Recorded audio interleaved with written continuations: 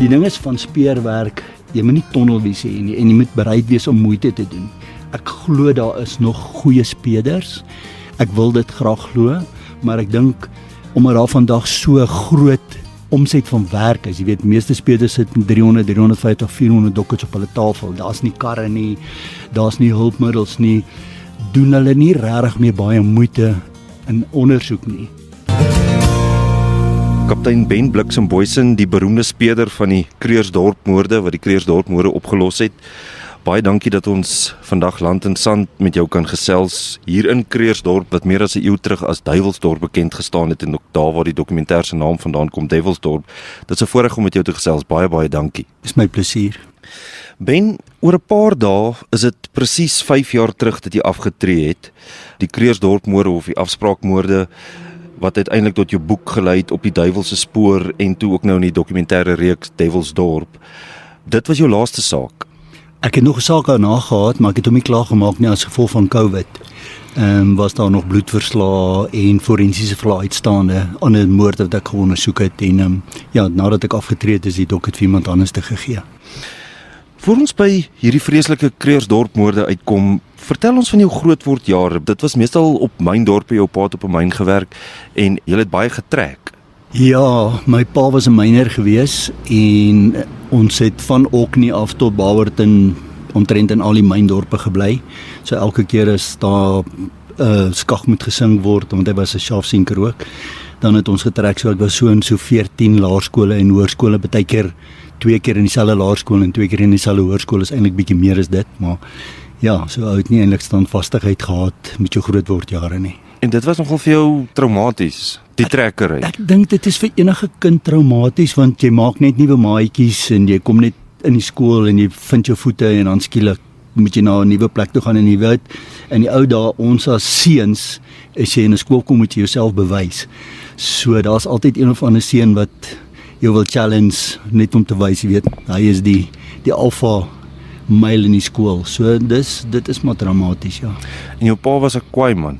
Jy het redelik pakslag gekry, meer pak as brood. Ja, maar ek dink ook nie ek was die soetste kind gewees nie, so dis so, maar dis die ou mense, dis maar hoe hulle groot geword het, en ek dink as jy nie liefde by jou ouer huis gekry het nie, dan weet jy ook nie om liefde uit te gee na jou kinders toe nie. So dit is 'n moeilike ding. Ek verwyd hom nie daarvoor nie, want sy grootwordjare was ook maar baie moeilik geweest. En vertel ons van jou ma. Ja, my ma het basies maar net alles vir my pa gedoen. Sy was altyd by die huis gewees, het nooit gewerk in goeders nie en ja, so sy het, jy weet, my pa wou elke dag sy van die werk afkom soek 'n bord gekookte kos. So my ma was maar, sy het eintlik maar basies vir my pa gewerk. So en ons het nie regtig 'n goeie verhouding gehad toe ek op skool was nie. Ja, ek kan nie sê as gevolg van wat nie, maar as ek moet terugdink is seker maar, jy weet, daai tye waarin ek groot geword het, so dit is maar eintlik bietjie moeilik geweest, ja. Maar jy was 'n baie goeie rugbyspeler en 'n krangige atleet en ek dink jy het later ook, toe jy in die polisie was, het jy liggaamsbou gedoen, bodybuilding. Ja, ek het van standaard 1 af het ek vir onder 11A, onder 12A, onder 13A, so ek het altyd in die beste span gespeel of die topspan in die skool gespeel. In standaard 8 het ek al vervolg dorp se eerste span rugby gespeel. Ek was baie vinnig geweest. My vinnigste handtyd op 100 meter is 10.1 sekondes. Ek weet nie wat is dit in elektronies nie. Ek het tennis gespeel, ek het cricket gespeel, ek het geswem. En liggaamsbou het ek eers begin doen toe ek 28 jaar oud was. Jy gym nog steeds elke dag? Ja, nee, ek het 'n nuwe liefde in my lewe en wat baie lekker is, sy oefen elke dag saam met my, so dit maak dit vir my makliker. Daai oggend wat jy opstaan en ek wil nie gym toe gaan nie, dan sal sy vir jou sê kom, ons gaan gym toe. En as sy opstaan en sy voel nie lekker nie, dan sê ek ons gaan gym toe. So ja, dis baie lekker. En ek geniet die gym, dit hou syn. Jy weet, ek rook nie, ek drink nie regtig nie en daar is sekere plek wat jy nie jou hier meer kan uithaal nie. So in gym hou my syn. Dit hou my op die aarde. Wat ook vir my geweldig interessant is dat jy baie goed kan sing en jy was in 'n stadium gekeer vir die Drakensberg Seenskoor.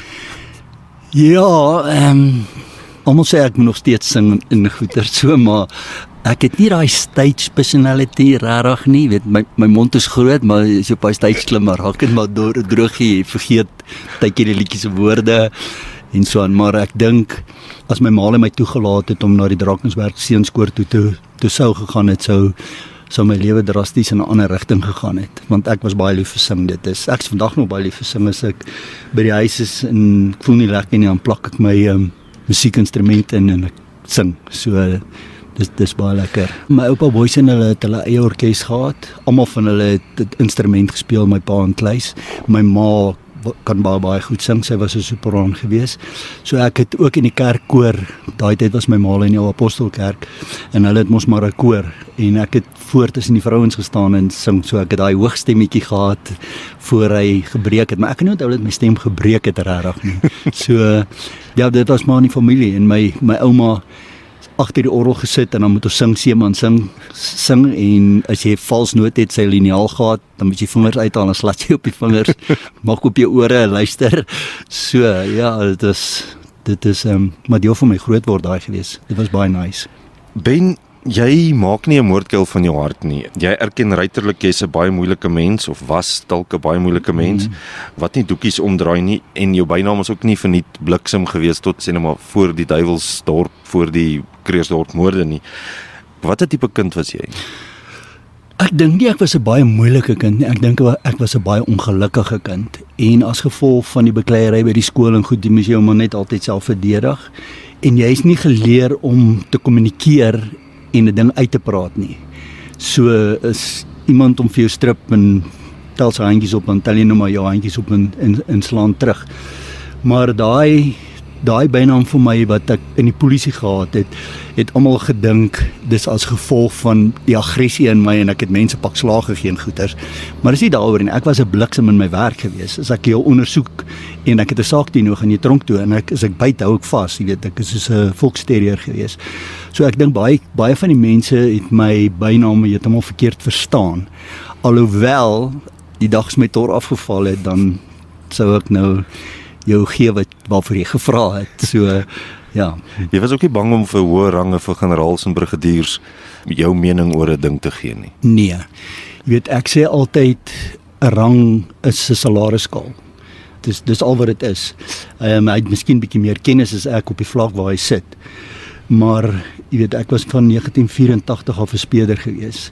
En dan kom ons in na 94, dan word iemand bo jou aangestel as 'n offisier wat nie eens weet hoe lyk 'n dossier in die binnekant nie en dan wil hulle vir jou opdragte gee om wat jy moet doen in dit. So en ek het altyd my toys uit die kot te gooi dan, want die groot probleem is ek moet met daai dossier hof toe gaan.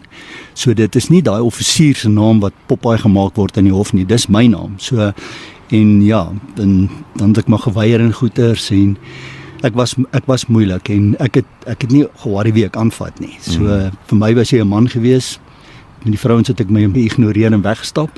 Maar die mans het ek aangevat of hy nou 'n konstabel was of hy 'n generaal was, my nie geplan nie. Hoe het jy in die polisie beland, want ek dink jy hou die rekord vir die mens wat die meeste uit die polisie uit is en weer terug. Ek dink jy het 4 keer bedank en jy is 5 keer terug. Ja, ek het ook vir myself daar gevra. Ek dink ek moet of baie goed wees of iemand was baie lief vir my, ek weet nie. So ja, ek het staan in 9 uit die skool uit gegaan. Toe was ek te jonk om weermag toe te gaan ek polisiestasie toe gaan doen ek aansoek om 'n polisieman te word, want dis weer een van die kere wat my ma getrek het en ek was net gatvol vir dit gewees. Ek was moeg vir skole en skole. Toe ek polisiestasie toe gaan aangesluit by die polisie. In die college was die eerste keer wat ek 'n sergeant bietjie aan sy nek opgetel het, wat ons 2 in die oggend kom uithaal het en ons rondgejaag het, vir geen rede nie. Jy weet, as 'n ou nog dinge gedoen het wat verkeerd was, dan het ek nie 'n probleem nie, jy weet. Maar jy moet nie goed doen omdat jy dit kan doen nie. Dan moet 'n goeie rede wees om dit te doen. So en elke keer het ek maar, jy weet, die eerste keer toe geloop het, was my kind baie siek, Roan, en my vrou daai tyd moes hom hospitaal toe vat en sy moes meer as 5 kilos loop elke dag. Maar die hospitaal wou my dag gehou en hy het droos gehad. So en ek het toe gevra vir verlof hê en hulle het verlof geweier want dit was daai tyd van die onluste. En ons het 'n vereniging gesit met die groot onluste in Uitivol en toe het ek net ontslag gevat en mynspeders toe gegaan, teruggekom polisie toe as 'n speeder en in 1990 het ek vir my oom hulle gaan werk, baie groot salaris gekry. Dit het ook toe nie uitgewerk nie, want jy werk nie vir familie nie, hulle misbruik jou omdat hulle jou 'n salaris betaal, maar dink jy die meeste mense misbruik jou as jy jou salaris betaal. En toe het ek in 2008 dink ek, het ek ook 'n onderrondsie gehad met 'n brigadier en toe het ek ook vir hom gesê, vat jou job, en toe het ek ook geloop. In 2009 het generaal Bester my 2008 jaar eind het sy my gekry by 'n funksie en vir my sê, jou hare is nou bietjie lank, want ek was altyd uitgetrap oor my hare. En waar werk jy? Sê ek van nie, ek is nie meer in die polisie nie, en sy het aangedring dat ek weer 'n aansoek moet insit en aansoek ingesit en toe vir 5de keer teruggekom. So ja, ek weet nie, maar ek dink ook dit was die wil van die Here daai tyd wat my eintlik teruggebring het, want die Kreersdorpmoorde het in 2012 begin. Eintlik voor dit al, ek het sake wat voor dit waar mense dood is wat hulle nie gelink is nie, maar dit was dieselfde mense en dit kon nie opgelos word nie. Die polisie het babbels gehad tot in 2015 wat ek aangestel is. Verkeerde mense gearresteer, verkeerde mense aangeraan dat hulle bekendtenisse aflê. So ek dink maar dit was die Here se wil om my daai erkenning te gee en my daai kennis te gee om daai moorde op te los. Jy het nou gepraat so van vereniging, so en jy was, as ek reg verstaan, ook in die onluste eenheid en jy het verskriklike goed van halsnoermoorde en al sulke dinge moes. Ja, ek is uit die Polieskollege uit, is ek onluste eenheid toe in Johannesburg. Daar het ek myself verplaas in Kreersdorp toe, want ek het 'n sergeant daar ook nie aangerand nie. Ek het hom net verduidelik, weet hy kan nie doen wat hy doen nie. So, en ek het my torret afgeval, ek het op my motorbike geklim, John Forster toe gery, ontslag gekoop, Kreersdorp toe gery en herdensoek gedoen en ek is in Kreersdorp opgeneem. Ek het so 'n jaar by Werming gewerk, bietjie minder as 'n jaar, en toe het daai tyd se bevelvoerder, hy was kaptein Dekker gewees, vir my gesê, nee, jy pas nie in nie, gaan jy na die skietskop en donderskwad te stuur. Maar daai tyd was ons nie 'n onluste eenheid nie, ons was 'n reaksie eenheid. So ons het terrorisme gewerk en al daai tipe goeders. Dit is later van tyd 'n onluste eenheid geword, maar ons was deel van die onluste. As daar onluste was, het ons uitgegaan en onluste gefight. Ja, en jy weet, jy sien goed mense wat uit hulle huise uitgehaal word, in karre gesit word, die kar word omgekeer, die kar word in die brand gesteek en dan gooi hulle die kar met klippe. So as hulle uitklim word hulle doodgegooi of hulle brand dood binnekant. Van my polisievriende is vermoor in die onluste. Ook geneklis, hulle het in 'n ditch gery wat saam met my gewerk het, uitgehaal, arm afgekap, genek, tyres oor hulle kop gesit en geneklis. So jy het baie goed gesien as 'n jong mens wat, ek dink die meeste van ons wat daai tyd by die onderste eenheid gewerk het, het nooit berading gekry oor dit nie. Want daar was daai tyd in die polisie in elk geval nie berading gewees nie.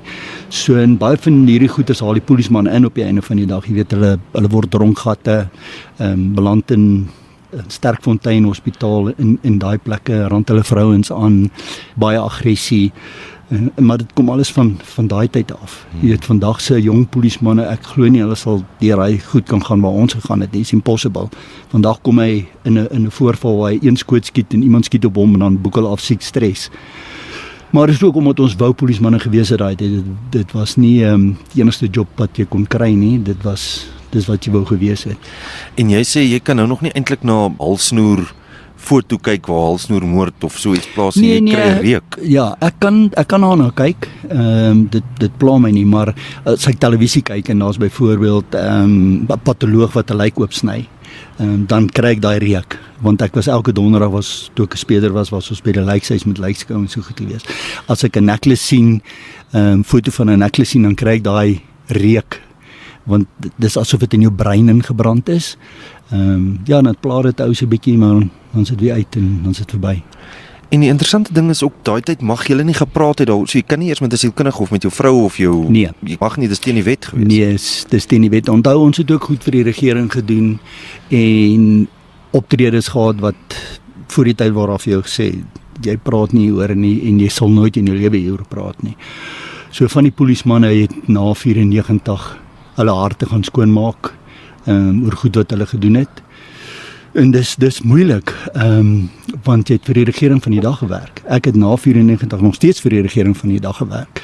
So jy neem opdragte van senior offisiere, maar op die einde van die dag is jy die persoon wat alleen voor die hof staan. Die senior offisiere sê net, sorry, ons het nie daai opdrag gegee nie.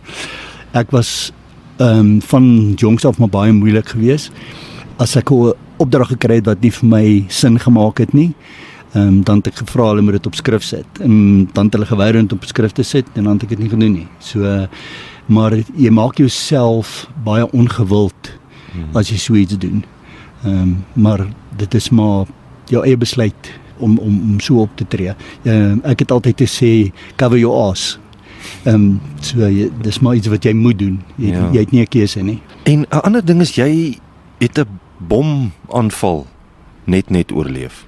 Ja, ek was by Kreersdorp by die hof gewees. Gewoonlik loop ek van die kantore af om hof toe en daai dag het ek nie omgeloop nie. Ek het my dossiere in my kar gelaai. Ek het 'n Sierra gery, omgery by die hof gestop, die dossiere ingevat. Ek het reg agter Dale Evans se kar gestop, want Dale Evans se kar het gestaan en dan het die bomkar gestaan.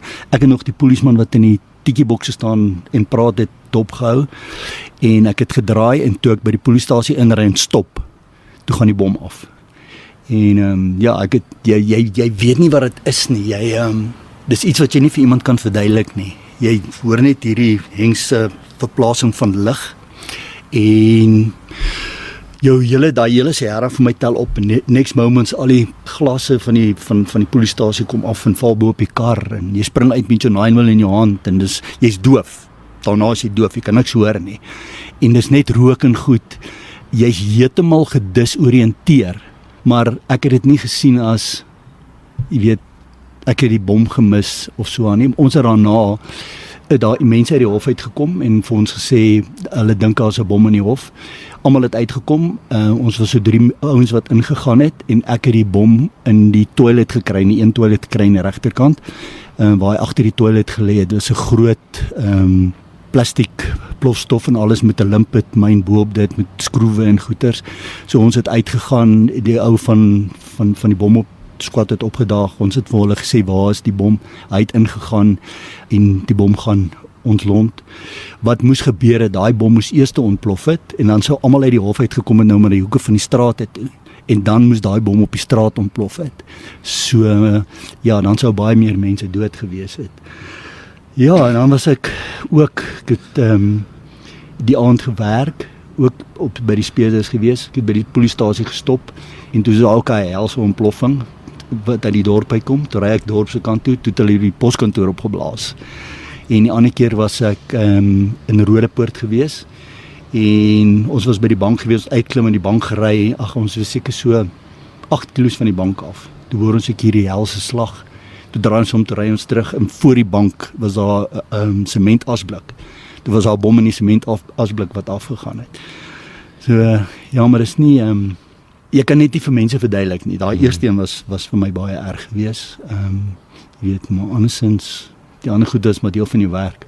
Daar's 'n saak wat jy gedoen het wat my baie interesseer, wat ek nie baie van weet nie, en dit is toe jy, ek dink 3 dae lank agter 'n vragmotor se transponder aangery het. Ja, die polismanne het 'n trok geroof. Maar ek het nie geweet dis polismanne nie. So hulle het die trok in Magalies geroof om Pretoria toe gevat. In Pretoria het hulle die drywer van die trok aangehou binne in 'n kar. En was 'n Toyota Corolla gewees. Maar hy kon nie vir my sê dis 'n Toyota Corolla nie. Al wat hy vir my gesê het na die tyd is hy het tieroog keerliewer en het die nommertjie by die venster het hy gememorize. En toe is hulle weg met die trok en die vrag gaan aflaai en toe het hulle die perd teruggebring en toe het hulle die ou teruggevat Magalies toe. En van daar af het hy sy baas gekontak en sê hy's geroof en goed. Ek het die docket gekry. En toe vra ek vir die mense van die trokmaatskappy, het hy 'n tachograaf in. Toe sê hulle hy het 'n tachograaf in. So toe sê ek, hulle moet vir my die tachograaf print. En die tachograaf is 'n ding wat binne in 'n voertuig is en hy wys jou, jy stop, die spoed wat jy ry, jy stop. Maar jy kan nie wys jy draai links, jy draai regs en goed, is maar net die spoed wat jy ry. Toe het ek hulle gevra, hulle moet my help om vir my te wys waar hy gestop het by die garage in Pretoria. En van daar af het ek toe elke dag die tachograaf gevat en gery en dan sê hy 5 km/h, 10 km/h, 20 en dan stop hy weer. En dan was dit miskien by 'n kruising of by 'n robot. Dan het ek altyd eers regs gegaan. Dan sien ek nee, hy tachograaf werk nie uit nie, dan het ek reg te gaan. Nee, hy werk nie uit en dan het ek links gegaan. En so het ek vir 3 dae gery en eventually die vrag teruggekry daar in 'n area naby Warmbad. En toe het ek teruggekom weer met die drywer van die dinge onderhoud gedoen. En toe het ek Toyota gebel. Daai tyd was dit maklik om inligting te kry, nie soos vandag wat jy 205 moet doen en al goed nie. Vir hulle gevra, hulle moet kyk hierdie nommer of wat se kar is dit? Toe het hulle vir my gesê dis 'n Toyota Corolla en engine nommer gegee. Engine nommer op die stelsel gesit, kom dit uit op registrasie getoets, kom dit uit op 'n polisiekar, hoofkantoor gebel, hoofkantoor sê die se Wesrand kar met vereniging het daai tyd onder die Wesrand geval. Wesrand gebel, hulle gesê nee, dis vereniging kar, vereniging toe gery, hulle het vir my gesê nee, dis 'n Sebokeng kar. En by Sebokeng, maar ek het die klaar toe saamgevat vir 'n spontane uitwysing wat eintlik amper beter is as 'n ID-parade. En hy het die kaart vir my uitgewys toe en die tierhoogte was nog steeds daar, die ding op die venster was nog steeds daar. En toe het ons deur die polisiestasie geloop en ons het by die speurtak bevelvoerderskantoor ingeloop. Toe sê hy vir my dis die ou wat hom geroof het en op 'n einde van die dag het ek die takbevelvoerder, adjudant en sergeant toegesluit van Sebokeng polisiestasie. So die ding is van speurwerk, jy moet nie tunnelvisie hê nie en jy moet bereid wees om moeite te doen. Ek glo daar is nog goeie speurders. Ek wil dit graag glo, maar ek dink omdat daar vandag so groot omset van werk is, jy weet, meeste speurders sit met 300, 350, 400 dokkets op hulle tafel. Daar's nie karre nie, daar's nie hulpmiddels nie. Doen hulle nie regtig meer baie moeite in ondersoek nie. So ja, en voor die regering dit nie gaan regstel nie, weet, die mense sê altyd die polisie doen nie hulle werk nie, maar dan sê ek, vat Kreeusdorp vir 'n voorbeeld. Kreeusdorp het miskien 3 karre op skof wat buite werk. En dan werk hy nou Kreeusdorp, hy werk Mansfield en baie keer gaan hulle uit Talton toe. So as een kar uitgaan na 'n staatsongeluk of na 'n ongeluk toe, die ander kar gaan uit na 'n moordtoneel toe en die ander kar is besig met iets, jy kla oor jou klere wat van jou wasgoedlyn af gesteel is, nou kom hulle vanaand 7 uur by jou uit, nou sê ja, die polisie doen nie hulle werk nie. Maar die mense verstaan nie hoe die hel moet daai min polismanne by al die klagtes uitkom. So hulle prioritiseer ook die klagtes. En as jy vat in Suid-Afrika is daar sê 60 miljoen mense. Daar is 180.000 waarvan 40.000 kantoormense is of as Johnnies is. Dan kry jy nog jou speseenhede, mense wat die ministers oppas, mense wat by die howe werk, mense wat in die charge office in die selle werk, PKRS werk. Dis almal gewone mense wat polismanne wat ander werk het om te doen. So hulle het nie tyd vir misdaadvoorkoming nie. So jou misdaadvoorkoming sê maar is kom ons vat 'n ronde bedrag en sê is 50.000 polismanne doen misdaadvoorkoming. Daai 50.000 word in 4 groepe opgedeel. Want daar's 4 skofte by elke stasie. So okay, dan sit ons met 10-15.000 polismanne per skof in die land wat misdaadvoorkoming doen. So hoe doen 15.000 polismanne misdaadvoorkoming op 60 miljoen mense? Impossible. So en ek glo nie aan misdaadvoorkoming nie. Ek dink misdaadvoorkoming is misdaadverplasing. As jy met blou ligte en goed rondjag in die dorp om misdaadvoorkoming te doen, wat doen die kroeg? Hy gaan daar waar daar nie blou ligte is nie. So jy verplaas net jou misdaad. Ek glo hulle moet begin misdadigers identifiseer soos in die ou dae en hulle arresteer en ons moet begin by klein misdaad, nie by groot misdaad nie, want jou klein misdadigers word jou groot misdadigers. Ander interessante ding wat ek nie kon glo nie was dat jy vir Eugene ter Blanche in hegtenis geneem het. Ja, dit was nogal interessant geweest. Hy het mos vir Lani Allen 'n bietjie liefde gemaak met haar hierso by Kreeusdorp monument en toe hulle nou gesien en daar was nou groot stories daaroor gemaak en niemand wou hom gaan hier arresteer nie. Hulle het my toe gestuur, ek het haar verklaring gaan neem. En toe ek weer by die kantoor kom, toe moet iemand hom gaan arresteer. Sê, ag, Here asseblief, hy's 'n gewone ou. Jy weet die Jean was 'n polisieman geweest, né? Ja. Ja, so en my kar geklim, Joburg Pretoria toe gery. Hy was nie by sy kantore nie. Hulle het my gesê eet iewers by Brooklyn. Daan toe gery, kom daar gekry waar hy sit en eet. My gesê kan saam eet, sê ek nee, ek is nie om saam te eet nie, ek sê om jou te arresteer. Glad nie harde gat gewees nie, om gesit tot hy klaar geëet het, in die kar gelaai, deurgebring Kreersdorp toe en ja, om daar in die selle gesit en ek weet nie wat het van daai saak geword nie. Ek het hom nie geondersoek nie. Ek dink dit was 'n offisier wat hom geondersoek het, maar ek weet nie op 'n einde van die dag wat dit met die saak gebeur nie. Ek is een van daai ouens wat as jy iets verkeerd gedoen het, moet jy pa staan daarvoor. So ongeag jou rang, ongeag jou status, ongeag wie jy dink jy is, as ek 'n saak teen jou het en dis 'n goeie saak gaan ek jou toesluit, klaar.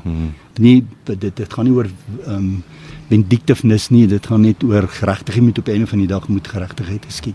Ben, jy's amper soos 'n kat met 9 lewens, want jy was ook in 'n paar motorongelukke, maar jy was in een verskriklike groot motorongeluk wat hulle eintlik basies vir jou dood verklaar het op die toneel en dit was as gevolg van epilepsie as ek reg verstaan. Ja, ek was 'n paar keer in die polisie in ongelukke gewees wat ek na die tyd vir die mense gesê het, maar ek weet nie wat het gebeur nie. En dan sê hulle vir my, ag twak man, jy moet weet, was dit 'n swart hond, want ons moes altyd die swart hond gebruik wat voor die kar ingehardloop het en dan het jy in die paal vasgery of die kar gerol. Sê ek nee, daar was nie 'n swart hond nie, maar ek kan nie onthou wat het gebeur nie. Ek het baie keer gery, dan kyk ek in my spieël, dan sal ek nou 'n kar van voor af sien aankom en next moment is die kar weg en dan kyk ek in my spieël en sê daar agter, ek sal by die huis sit en dan sal ek 5:07 die remote vat om die channel te change na die nuus toe. En as ek sien dan is dit 10:07 dan sit ek nog met die remote in my hand en ek het nog nie gechange, maar ek het lang ure gewerk, so ek het my altyd gedink dit is as gevolg van moegheid wat dit gebeur het. En hierdie dag, ek het die oggend by die werk gekom. Ek het my kar vir mense gegee. Ek sien jy weet al. Ek het my kar vir mense gegee om vir my subpoenas te gaan dien in Brits op 'n moordsaak wat hulle nie gedoen het nie. So ek het my torrent afgeval daar en ek is toe in Pretoria toe forensies toe. Ek het goed by forensies gaan optel en ek moes van forensies af teruggery Kreersdorp toe. En ek het ongeluk gemaak in Mooinooi. Ek kan niks onthou nie. Mense sê ek het soos 'n robot bestuur, hulle het gedog ek is onder drugs. En as hulle afgaan van die pad af, dan het ek nog steeds my flikkerhang sit en heeltemal so gery soos ja, en toe was daar padwerke gewees op die highway en my brein kon nie daai vaal kry met 'n man wat staan in die middel van die pad op highway met 'n stopbordjie en ek het net aangehou ry. So ek het 3 karre saam my kar afgeskryf. Brits ambulansdienste het my doodverklaar op die toneel. 'n Chopper het kom land van Unitas Hospitaal. Dokter het gesê daar's nog vital signs. Hulle het my gelaai en hy sou my doodverklaar het by Unitas Hospitaal en ja, dis ek nie oorlede nie. So toe het ek geleef, maar ek het baie seer gekry. My oog was uit, my gesig was geskaad, my skeleton het geskeur, die binnekant gebreek. Maar hulle het gesê as dit reg kom en dit druk nie senuwees vat nie, gaan hulle nie sny nie. So my borsbeen gekraak, my ribbes af, my rug was gebreek gewees. Ek was lank in 'n koma gewees. Ek was so 108 kg. Want ek het daai jaar het ek Polisie SA's bodybuilding gewen. En toe ek weer begin loop 10 maande later, toe weeg ek 72 kg, toe kan ek nie 5 kg weight optel nie. My kinders het my rondgesleep in die huis op 'n matras. Ek kon nie loop nie. Ja, dit was vir my baie moeilik, jy weet jy. Ek het ook in Sunnyside as ek kies as die beste speler daai jaar. En jy het hierdie dink van jouself, ja, you know, I'm God's gift to everything. Jy het 'n groot kop oor, jy weet jy is die beste dit en jy is beste gebou en ek dink die Here het my maar net bietjie geruk en gesê, ou, jy is eintlik niks nie, kom ek wys jou, jy is eintlik niks nie, en hy het my teruggebring aarde toe. So, ja, want my menswees het daarna ook baie verander. As gevolg van die plek waar jy werk, in die polisie, jy weet, jy werk net met die slegste van die slegste op die aardbol. Jy het ander goeie mense wat jy mee werk, wat klaars is, wat jy verklaring by vat, maar oor die algemeen werk jy met gemors. So al probeer jy hoe om jou lewe te verander, jy gaan maar terug in daai groef van aggressie en sukkel om goeders te doen wat jou heeltemal jou oordeel baie keer benadeel. So maar vandat ek afgetree het, was ek seker nog so 2 jaar moeilik geweest, want daai polisman is nog binne in jou, jy trek nog mense van die pad af wat soos hulle boudery al is jy nie meer 'n polisman nie.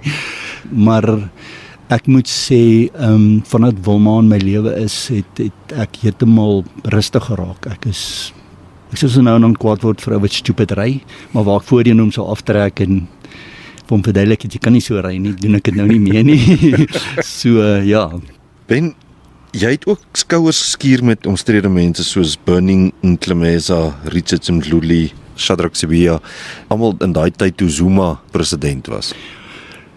Ja, Shadrack Sibiya was my baas gewees. Ntlemeza was groot baas van die Hawks gewees. Ek en my vorige bevelvoerder by anti-korrupsie het nie eye to eye gesien nie, omdat sekere mense by my eenheid korrup was, 900,000 rand by Nigerians gevat het. Ek het op verlof gegaan, ek het opdragte gegee, hulle fone moet gedoen word en jy weet hulle moet geskort word, teruggekom van verlof af, hulle het nog steeds al gewerk. Ek het my bevelvoerder gaan aanvat, toe het hy vir my gesê, luister, ek is die bevelvoerder, ek besluit wie, wat, waar en wanneer. Ek kan nie saam korrupte mense werk. Jy weet, ons is anti-korrupsie, ons sluit in die Hawks anti-korrupsie, nie gewone dinges nie. So ek glo die mense wat al werk moet daarom bo verdenking wees. So dit was maar 'n geveg gewees en op die einde van die dag is ek weggejaag van die eenheid af, verplaas. Maar voor dit het generaal Dramat hulle my ook iPad toegestuur. Toe het ek daar gehelp om vir generaal Sibiya te ondersoek. Ek was die middelman tussen polisiehoofkantoor en iPad. Die polisiehoofkantoor wou nie die dockets vir iPad gegee het nie, so ek moes die dockets gaan scan en kyk wat zijn die dockets en wat van toepassing is, moes ek fotostate van maak en vir my beraad gevat het en Sissoko was die hoofondersoekbeampte daar. Daar het ek ook agtergekom dat alhoewel iPad veronderstel is om hoogs opgeleide mense te hê, is daar ook mense wat nie hoogs opgelei is nie. Hulle wil ek moet eksementies gedoen het op prokureur se fone en goeders.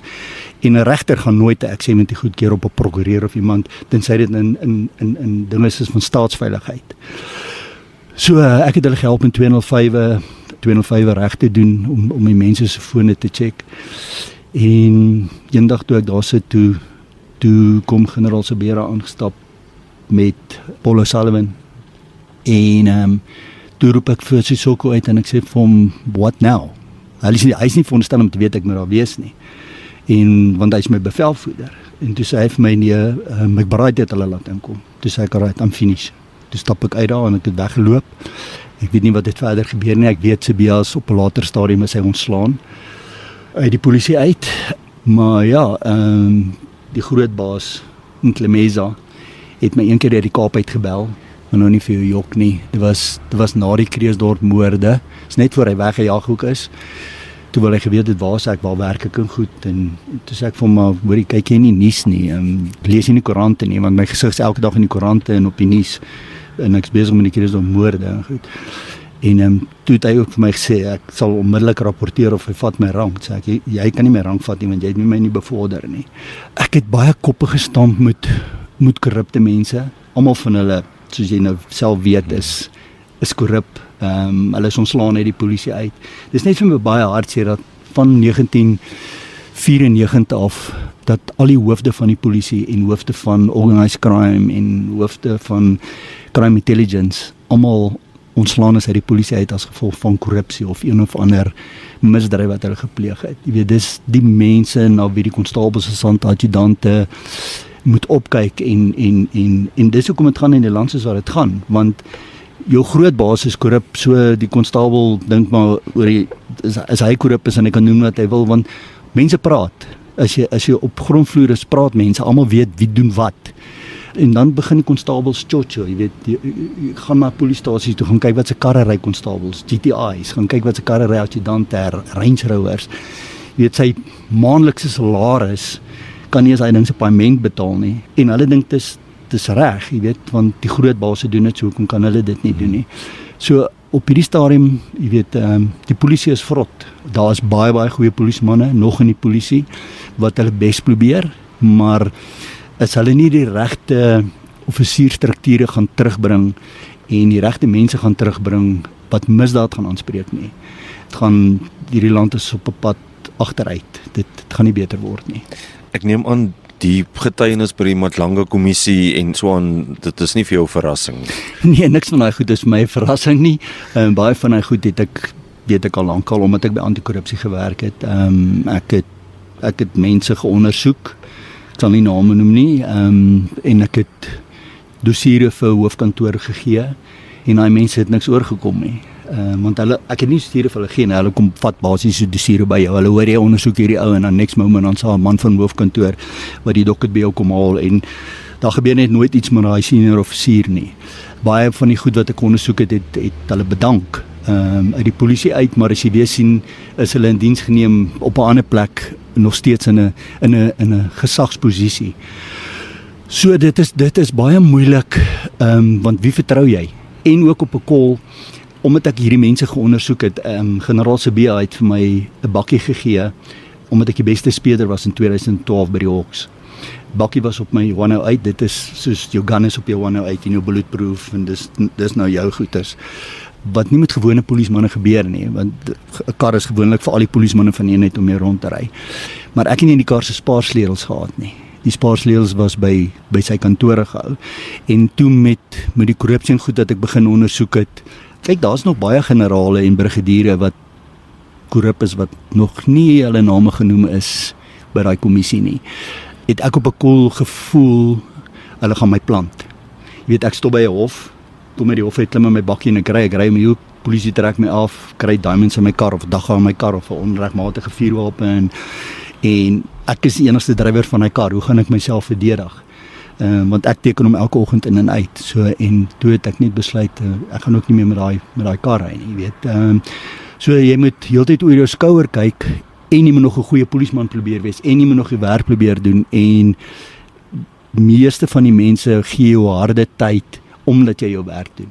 Jy weet, ek sê vandag 'n polisman wat reguit loop, dit lyk amper of hy korrup is, soos die res korrup is. So dis baie moeilik. Kom ons kom by die Kreersdorp moorde, die boosaardige mense soos Cecilia Steyn, Marinda Steyn, haar 2 kinders, Marcel Leroux, Zack Valentine ensovoorts.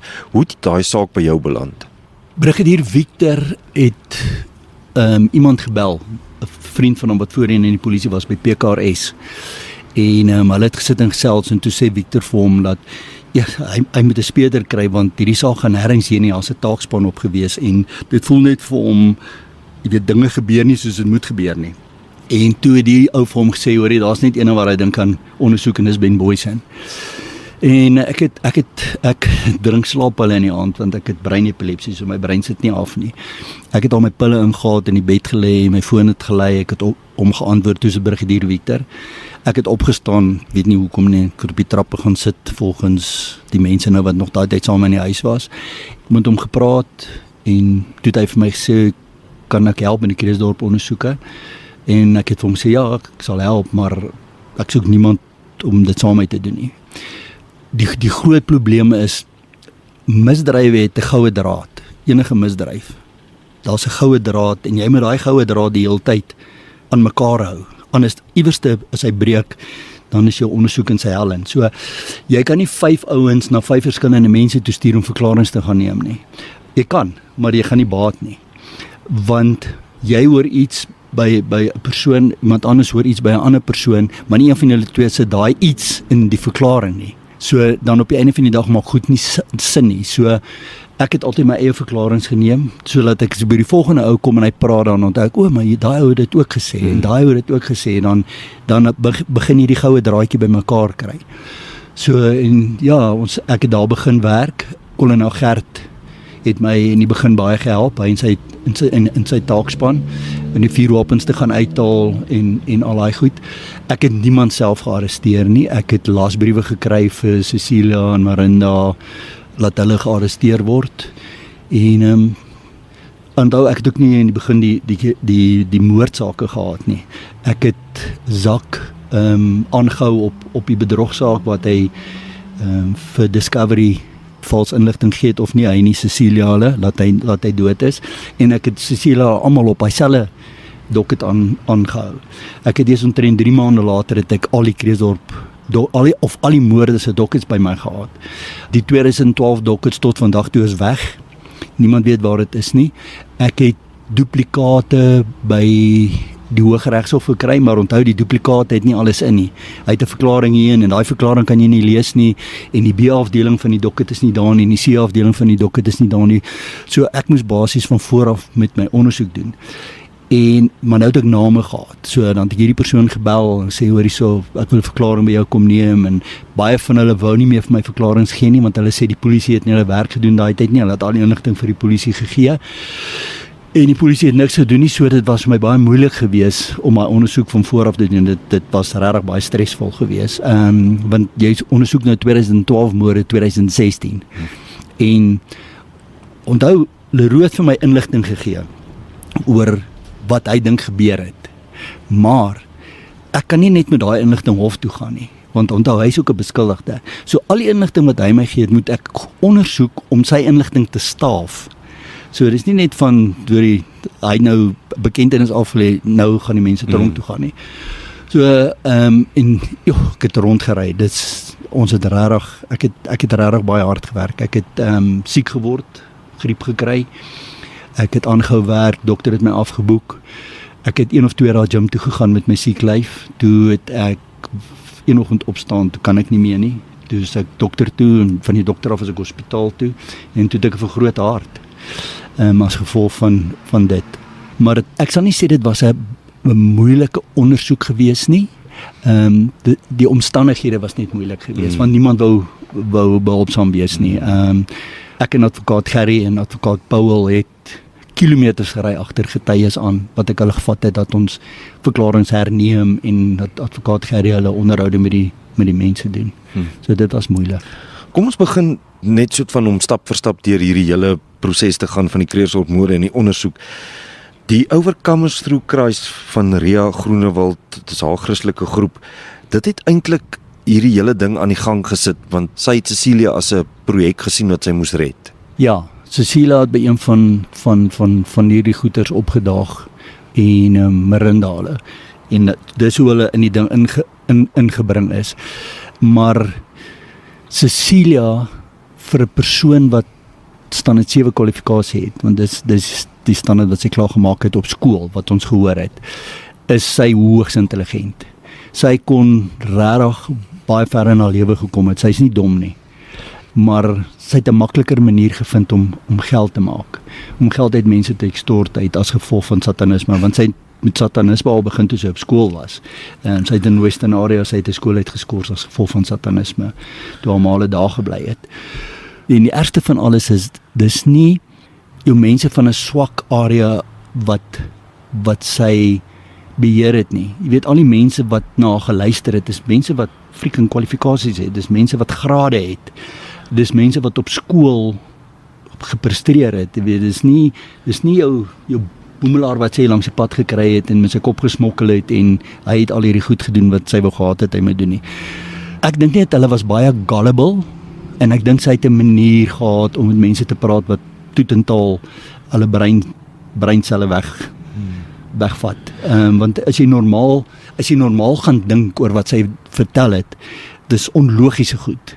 So vir haar om daai goed vir iemand te vertel en hulle glo dit, sy het 'n skill gehad. Sy definitief. Hoe het Electus Perdius ontstaan? Was dit na Cecilia en Ria uitval gehad het? Nee, dit was lank voor dit. Maria het Electus Perdius begin om vir die publiek te waarsku oor satanisme en goeters. Daar was baie mense van Krugersdorp wat deel was van daai Electus Perdius groep. Somewhere along the line het Marinda en Cecilia ook een van hierdie goeters bygewoon en toe is Marinda vir Cecilia voorgestel aan Ria as hierdie 42-jarige heks. Sy's 'n hoofheks. Sy was met die duiwel getroud. Ek het tot 'n formulier wat hulle vir die duiwel gevra het, vat jy as vrou, ja, en ek het hom nou die dag het ek die formulier vir Wilma gestuur, dat sy dit ook lees, dis siek, dis regtig siek. Toe het sy begin om Cecilia as 'n voorbeeld te gebruik in baie van hierdie praatjies en goeters, maar Cecilia het haar so oordonder, want sy het 'n blok woonstelle weg van Cecilia afgebly. Laat sy naderhand op woonstelle en goed opgegee het basies en by Cecilia permanent was. Want sy moes haar oppas. So met die high nights het hulle die hele aand vir haar gebid. Kinders het op die bed gelê, sy het bloed gespoeg.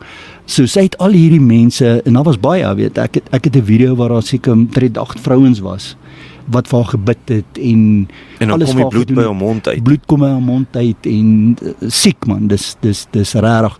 En sy sal op die grond lê en dan sal sy haarself opdruk en haarself teen die muur vasgooi asof die duiwel haar teen die muur vasgooi. En toe ek hierdie video's die eerste keer gekry het, ek het 'n Piet, dis Cecilia se pa, het my gebel en gesê Marcel het 'n video gemaak van die dominee wat doodgemaak is se moord, want Cecilia wou dit gesien het. Rex Bendixen. Maar die video is basies verwoes. Die typecast, maar hy weet waar dit is. Toe sê ek vir hom, okay, kry vir my die typecast, dat ek daarna kyk en ek sal om iets gegee daarvoor, want dit sal goeie getuienis gewees het. Toe kom hulle op die einde daar by my aan met 2 tapes, heeltemal verbrand is. Ek het die goed invat forensies toe, ek in forensies het 'n bietjie woorde gehad en so aan, en hulle mooi laat verstaan, soek hierdie goeters, want ek het gesien die kaset self aan die binnekant was nog nice, alhoewel hy buitekant heeltemal gesmeld was. So, as jy die skills het om dit te kan doen, glo ek, jy gaan die skills hê om vir my. Toe het hulle net beeld gehad, hy het geen klank gehad nie. Jy sien hierdie klomp vroumense om hierdie een vrou en hulle hou haar mond toe en haar neus toe en haar ore toe en haar privaat dele hou hulle toe. Toe dog ek, ja, wat gaan dit aan? Dit lyk soos 'n seksorgie, want jy verstaan nie wat dit is nie. En eventually toe ek vir Ria opgespoor het, toe vra ek vir haar oor hierdie tyd. So sy sê nee, dis die high nights. Toe sê ek maar, het jy iets daarvan? Sy sê ja, sy het al die kassette. Want sy het kassette van dit gemaak. En toe gee sy dit vir my, ons het dit toe in die hof gebruik as getuienis oor die high nights.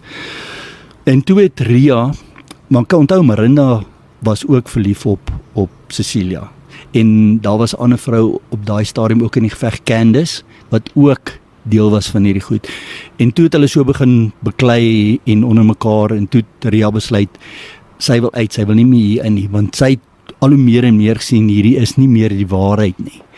En dis wat Cecilia gekom het en bomme onder die karre begin sit het, nie sy nie, mense gestuur het om bomme onder die karre te sit, mense te geroof het by haar oorspronklike woonstel, en op die einde van die dag toe het sy vir die polisie gesê, jy weet, Cecilia het vir haar gesê, as jy dink dit was erg, nou gaan mense doodgaan, en mense het toe doodgegaan en die polisie niks gedoen daai tyd nie.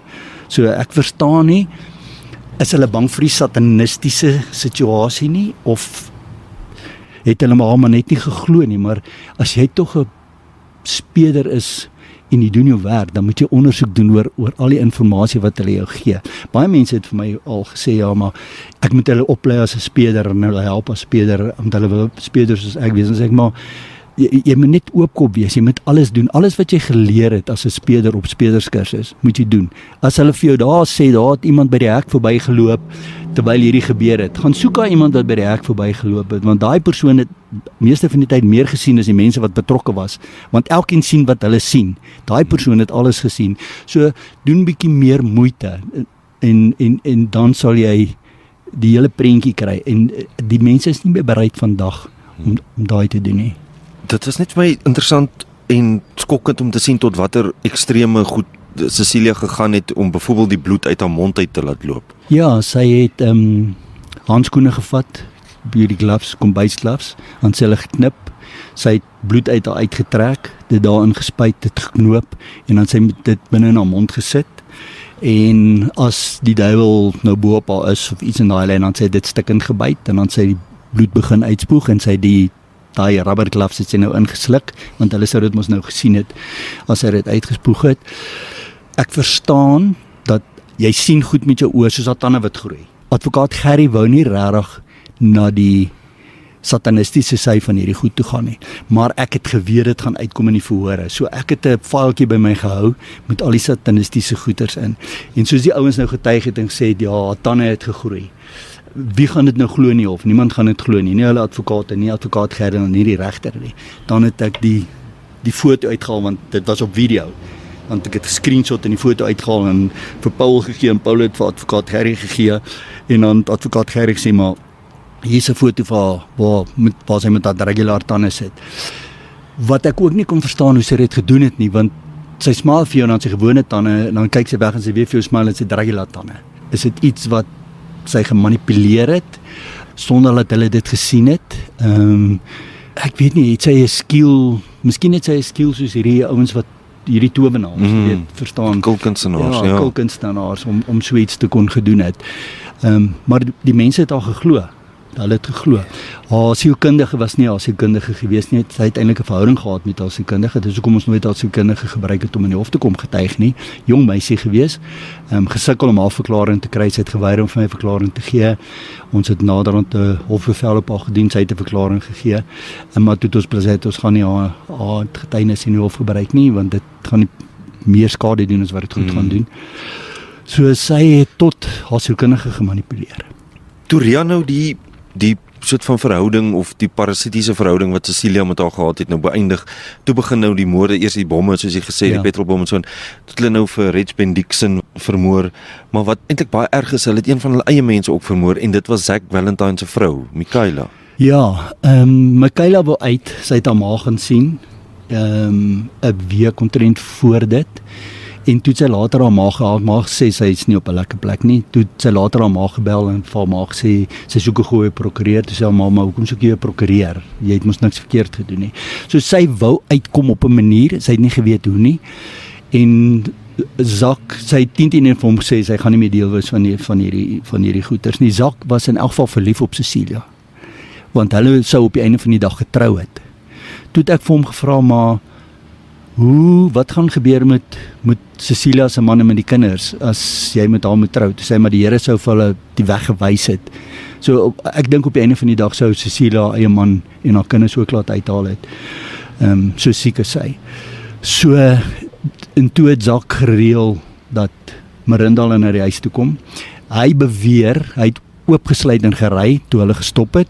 Ek twyfel. Want die kans is baie goed daai tyd van die oggend dat mense hulle sou sien daar. So ek dink hy het oopgesluit. Hulle het ingekom, hulle het haar doodgemaak. Hy het gestaan en kyk hoe hulle haar doodmaak. Toe het hy gesorg dat hulle uit die perseel uitkom, laat niemand hulle sien nie.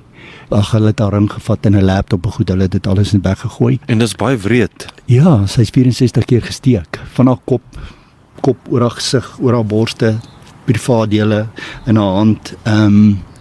Ja, Marinda het dit geniet, maar Marinda het ook geniet om Reg Dixon dood te maak. Hy's baie wreed ook vermoor. Zack het hom agterop met 'n byl gekap.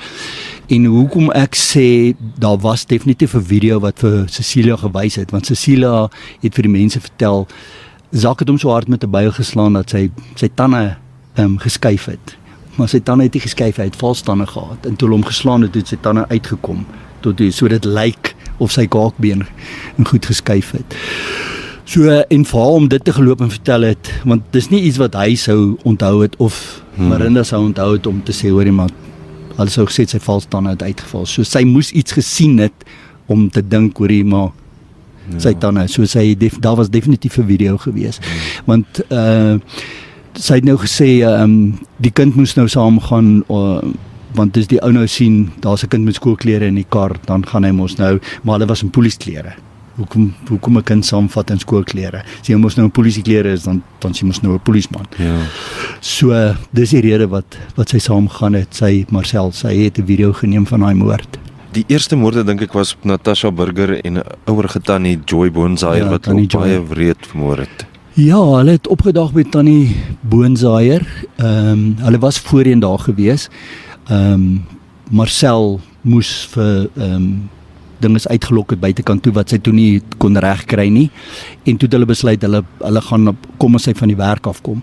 En toe het hulle na die tannie toe gegaan, hulle het 'n briefie gelos op haar deur en sê kom sien my dringend tannie hier. Ek dink dit was net 'n hier gewees. Sy het nie geskryf Joy nie. Toe is hulle by die ou tannie in. Hulle het die tannie doodgemaak in die kamer, die hond in die kas toegesluit. Die tannie het gekruip seker meer as 1 meter op die grond, wat jy kan sien sy gekruip het soos wat die bloed lê, haar keel afgesny. Toe het hulle vir haar gewag, vir Natasha gewag, sy het ingekom, sy het nog tannie se brief in haar hand gehad, en Zack het haar met 'n swaar voorwerp op die kop geslaan, sy het geval en toe daar doodgesteek. Oë was nog oop, brief was nog aan haar hand, so dis 'n gewelddadige. Die bure het iets gehoor, die buurvrou het afgeloop na die kombuisdeur, want die kombuisdeur wou soop, maar sy kon niks sien nie. Hy is later by die kombuisdeur uit, met die mes het die sakstuk ingedruk, en die bloed van Natasha en die tannie het uitgedrup tot by die waar die kar geparkeer was, en daar gery het. Die polisie het al daai inligting gehad op die kar en die registrasie en die goed in 2012, valsplate, maar hulle het ook gedink dis Cecilia wat betrokke is, maar toe sit satanisme en niks het gebeur nie. Die kolonel wat oorhoofs in charge was van hierdie moorde, wat gesê dit is satanistiese moorde, hy het naderhand vir Cecilia bevriend.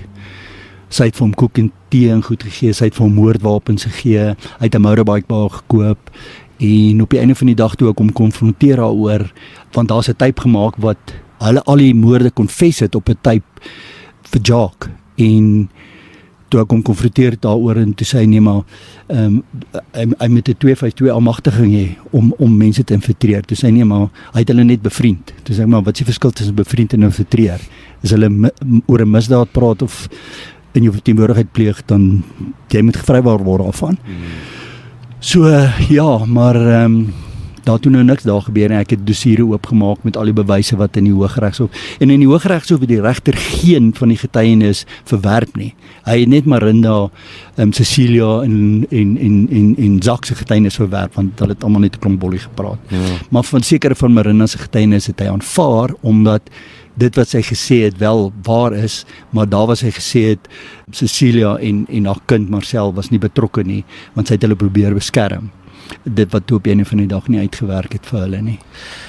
Daar was toe nou omtrent 3 jaar, dink ek, min of meer, wat hulle toe nou nie mense vermoor het nie. Hulle moes intussen tyd ander mense vermoor het. Dis waar die Jacques ou betrokke geraak het. Grafte is gegrawe deur Leroux. Hulle het die ou gaan soek waar hy squash speel.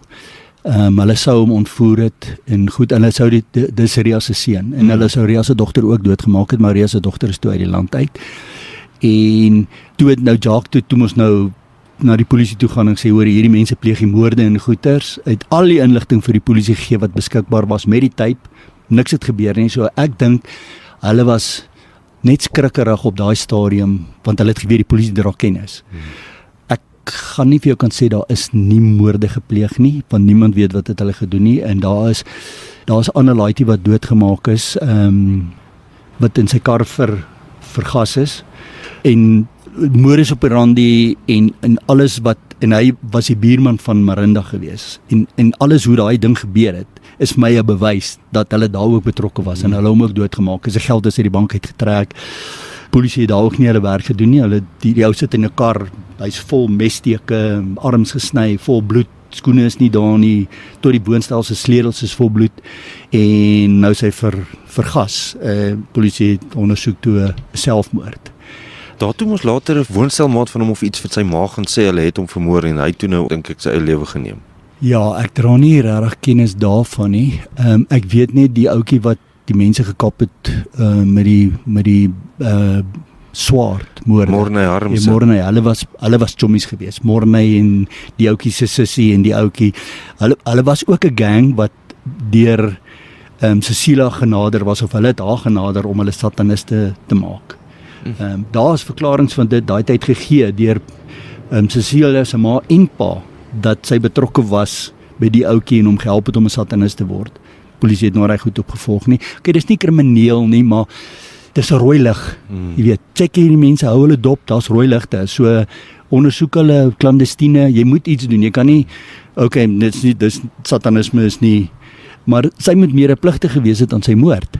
As sy vir hom gesê het, jy gaan 'n satanist word, maar om dit en dit te doen, moet jy iemand doodmaak. En mense se kele gaan afkap. Verstaan, dis eintlik sameswering. So sy is meer pligtig tot dit toe. Niks het gebeur nie. Ek dink, jy weet, jy's van die skool af tronk toe, en jy kom uit die tronk uit, en inligting wat ek het, is hy sit net heeldag by die huis in sy kamer. Hy het nie werk nie, hy gaan eenmal 'n week gaan meld hy hom aan. Wanneer gaan goed vir daai, okay, hy's nou 'n jong man, maar wanneer gaan goed te veel word vir hom? Wanneer gaan sy kop uitdak? En en hy gaan goed doen wat hy nie moet doen nie. Want hoe hy nou lewe is totaal abnormaal. 'n Kind leef nie so nie, 'n jong man leef nie so nie. Jy weet jy het goed verkeerd gedoen, jy het jou straf daarvoor gehad, maar gaan nou aan met jou lewe. Eintlik moes hy nooit terugkom met Krugersdorp toe nie. Hy moes na 'n ander dorp toe gaan het, hy moes iewers te anders te gaan heeltemal oor begin het. Maar jy weet, almal wil met hom onderhoude doen en goed, sy maale verhoed dit dat hulle met hom onderhoude doen. Hy wil nie onderhoude en goeders doen nie. Hy wou nie met ons onderhoude gedoen het daai tyd nie, want ek wou met hom 'n onderhoud gedoen het oor Cecilia. Ek het in 2010 'n vrou gehad wat 2 tattoo artists gekry het om haar man dood te maak. Verpleegster. Ja, verpleegster. Maar die 2 tattoo artists het tattoos by hulle gedoen. Hulle het kennis gedra van hierdie mense wat mense doodmaak, hulle soek 50,000 deposit. So op Valentynsdag toe wil sy haar man daai dag dood hê. En toe gaan sy na hulle toe en toe sê hulle maar die mense is nie beskikbaar nie en hulle soek R50,000. En toe het sy die 2 tattoo artists 11:00 die aand oorreed om saam met haar ry terug huis toe. Toe steek hulle haar man 14 keer. Maar hy is toe nie dood nie. So en ek het hulle ondervra na die tyd. Hulle het alles herken tot die mense wat hulle moes kry om dood te maak, maar hulle wou nie die mense se name vir my gee nie. Daai ou was vreesbevange om vir my die mense se name te gee. Chris Koch. Op Facebook was hy Chris Kakhuis Koch. So ek het toe nou maar net hulle gearresteer op die einde van die dag en haar gearresteer. Hy het weggehardloop op bail, toe hy gesien het hoe hy gaan nou tronk toe gaan. Maar sy het toe gegaan en tattoos daar gedoen en op Facebook gepost waar hy tattoos doen en alles so. Toe spoor ek, dis hoe ek op Facebook beland het. Mense het vir my gesê hy is op Facebook en toe gaan ek en dis 2012. En toe ek hom gaan arresteer. Hy het 8 jaar gekry, die ander ouetjie het 8 jaar gekry, hy is oorlede. Septisisme, Chris is dood binne in die tronk. Sy het 8 jaar gekry. En wat hartseer was, hy het haar seun vir 4 dae in die getuiebank gehou waar die prokureur hom uitmekaar het getrek het. Dat hy leuns vertel. En op die einde toe sy gekrak en sê maar eintlik het my kind die waarheid gepraat. So as ek daai tyd hulle daai tyd nou al vir my hulle name en goed gegee. Jy weet, ek sou hulle gemonitor definitief. Dan het 2012 en 16 moorde nie gebeur nie. Een moord miskien gebeur. Maar jy weet, dis nie hoe die lewe werk nie, ongelukkig. So. Maar toe begin die afspraakmoorde. Na Michaela nou daai tydperk wat jy nou sê, jy weet, daar was moorde, maar mens weet nou nie van alles nie, maar toe begin die afspraakmoorde en dit het eintlik baie vinnig gebeur na mekaar. Peter en Joan Meyer, Glenn McGregor, Anthony Schofield, Kevin McAlpine en Annelie laat te gaan. Dit was baie kort na mekaar. Wat gebeur het is Zak het bedank by Discovery. En hy het toe begin om self sy eie ding te doen. So hy het mense se geld gevat om te belê en al hierdie goeders. Maar baie geld, 150,000, 250,000, maar hulle het op daai geld gelewe, want meeste van daai geld het na Cecilia toe gegaan vir die kinders wat in die kinderhuise in Amerika is, wat se ma's sataniste is, wat beskerm moet word. So en toe sien hulle hierdie werk nie, daar's nie, want jy weet, mense soek benefits en hulle soek papiere en dat's nie, en toe besluit hulle wil mense doodmaak. En John Barnard het vir die Meyers gewerk. Maar John Barnard en die Meyers se een seun het drugs gebruik. So hulle het na Cecilia se plek toe gegaan en drugs by Cecilia gekoop. So dis hoe Cecilia en John Barnard mekaar ken. En somewhere along the line het ek het inligting en goed gehad dat die paal wou die laaitie onterf omdat hy op drugs is. En hy het toe met hulle in 'n gesprek ingegaan en gesê, hoorie, my paal het X bedrag in die huis. Julle kan hulle gaan roof, maar ek soek van daai geld. John Barnard het al hierdie goeders oorgedra aan Cecilia hulle en toe het hulle besluit hulle gaan die Meyers se huis slaan. Want hulle kort geld. Want hulle kort geld. Dis alwaaroor dit gaan, dit was oor geld, oor geen ander rede nie. So hulle het toe die Meyers se huis geslaan. Toe is daar niks geld nie. Ek dink dit was R600 of iets wat die pa in sy sak gehad het. En Zak het toe heeltemal van sy kop af geraak en toe het hulle begin steek en die tannie gesteek en dan die ou gesteek en dan die tannie gesteek en die ou gesteek en die ou het begin bid en goed daar en ja, so en toe is dit nou maklik want toe sien hulle nou, jy weet, ek dink omdat hulle al reeds in 2012 moord gepleeg het, Zak en Marinda, want dit was weer Zak en Marinda, was dit vir hulle maklik om, want sy het dit gelaik, sy het in die hof getuig oor dat sy het kry Kika uit om mense dood te maak. Zak, ek dink Zak is 'n psigopaat persoonlik. Hy wys nie emosies nie. Hy is emosieloos. Maar toe is hulle gesigte en goeders opgetel waar hulle in die kar gery het, daar by Noordheuwel Hoërskool verby. En toe is hulle genader. Toe het Marinda 'n bekende sy het gaan vir 'n poligraaftoets. Hulle was daar gewees, maar daar was ander mense daar gewees. En toe moes sy en hy profiele van hierdie mense vir die polisie gee. En wat toe nou gebeur het, die profiele wat hulle gegee het, is die gesigte van Cecilia se suster en haar swaar. Onthou, as jy iemand gesien het, of al het jy nie iemand gesien nie en jy wil jouself cover, as jy iemand moet beskryf, jy gaan nie net 'n persoon kan beskryf nie, jy gaan na iemand moet dink om 'n persoon te gaan beskryf. Ja. Dis so hulle toe 2 onbekende mense vir die polisie, maar bekend vir hulle, het hulle toe beskryf. En toe het Marinda gegaan vir 'n poligraaf en Zak het geweet hy is vas. So, en toe het hulle besluit hulle moet sy dood fake, want hy kan nie vir die poligraaf van nie. En toe het hulle daai ander ouetjie gekry en omgevat en verbrand in Zak se kar en alles. Maar toe bly Zak in die herberg hotel, maar hy's diabetes. Sy maale dink hy's dood, almal dink hy's dood en goeters, maar hy moet medikasie kry. So wat toe nou gebeur het, hulle het geld uitgehardloop om vir sy medikasie en goeders te betaal. En dis wat hulle toe besluit het om die afspraakmoorde te pleeg, om genoeg geld te kry om Zak se medikasie te kry en vir hulle om te survive, want op daai stadium was Marinda die enigste een wat geld ingewin het. Cecilia se man het nie bygedra tot al hierdie kriminele aktiwiteite en goed nie. So, en hy sou ook nie vir 2 huishoudings gesorg het nie. So Marinda het basies vir 2 huishoudings toe gesorg met haar geld. En hulle kon dit nie doen nie, want Leroux en sy sussie het nie gewerk nie.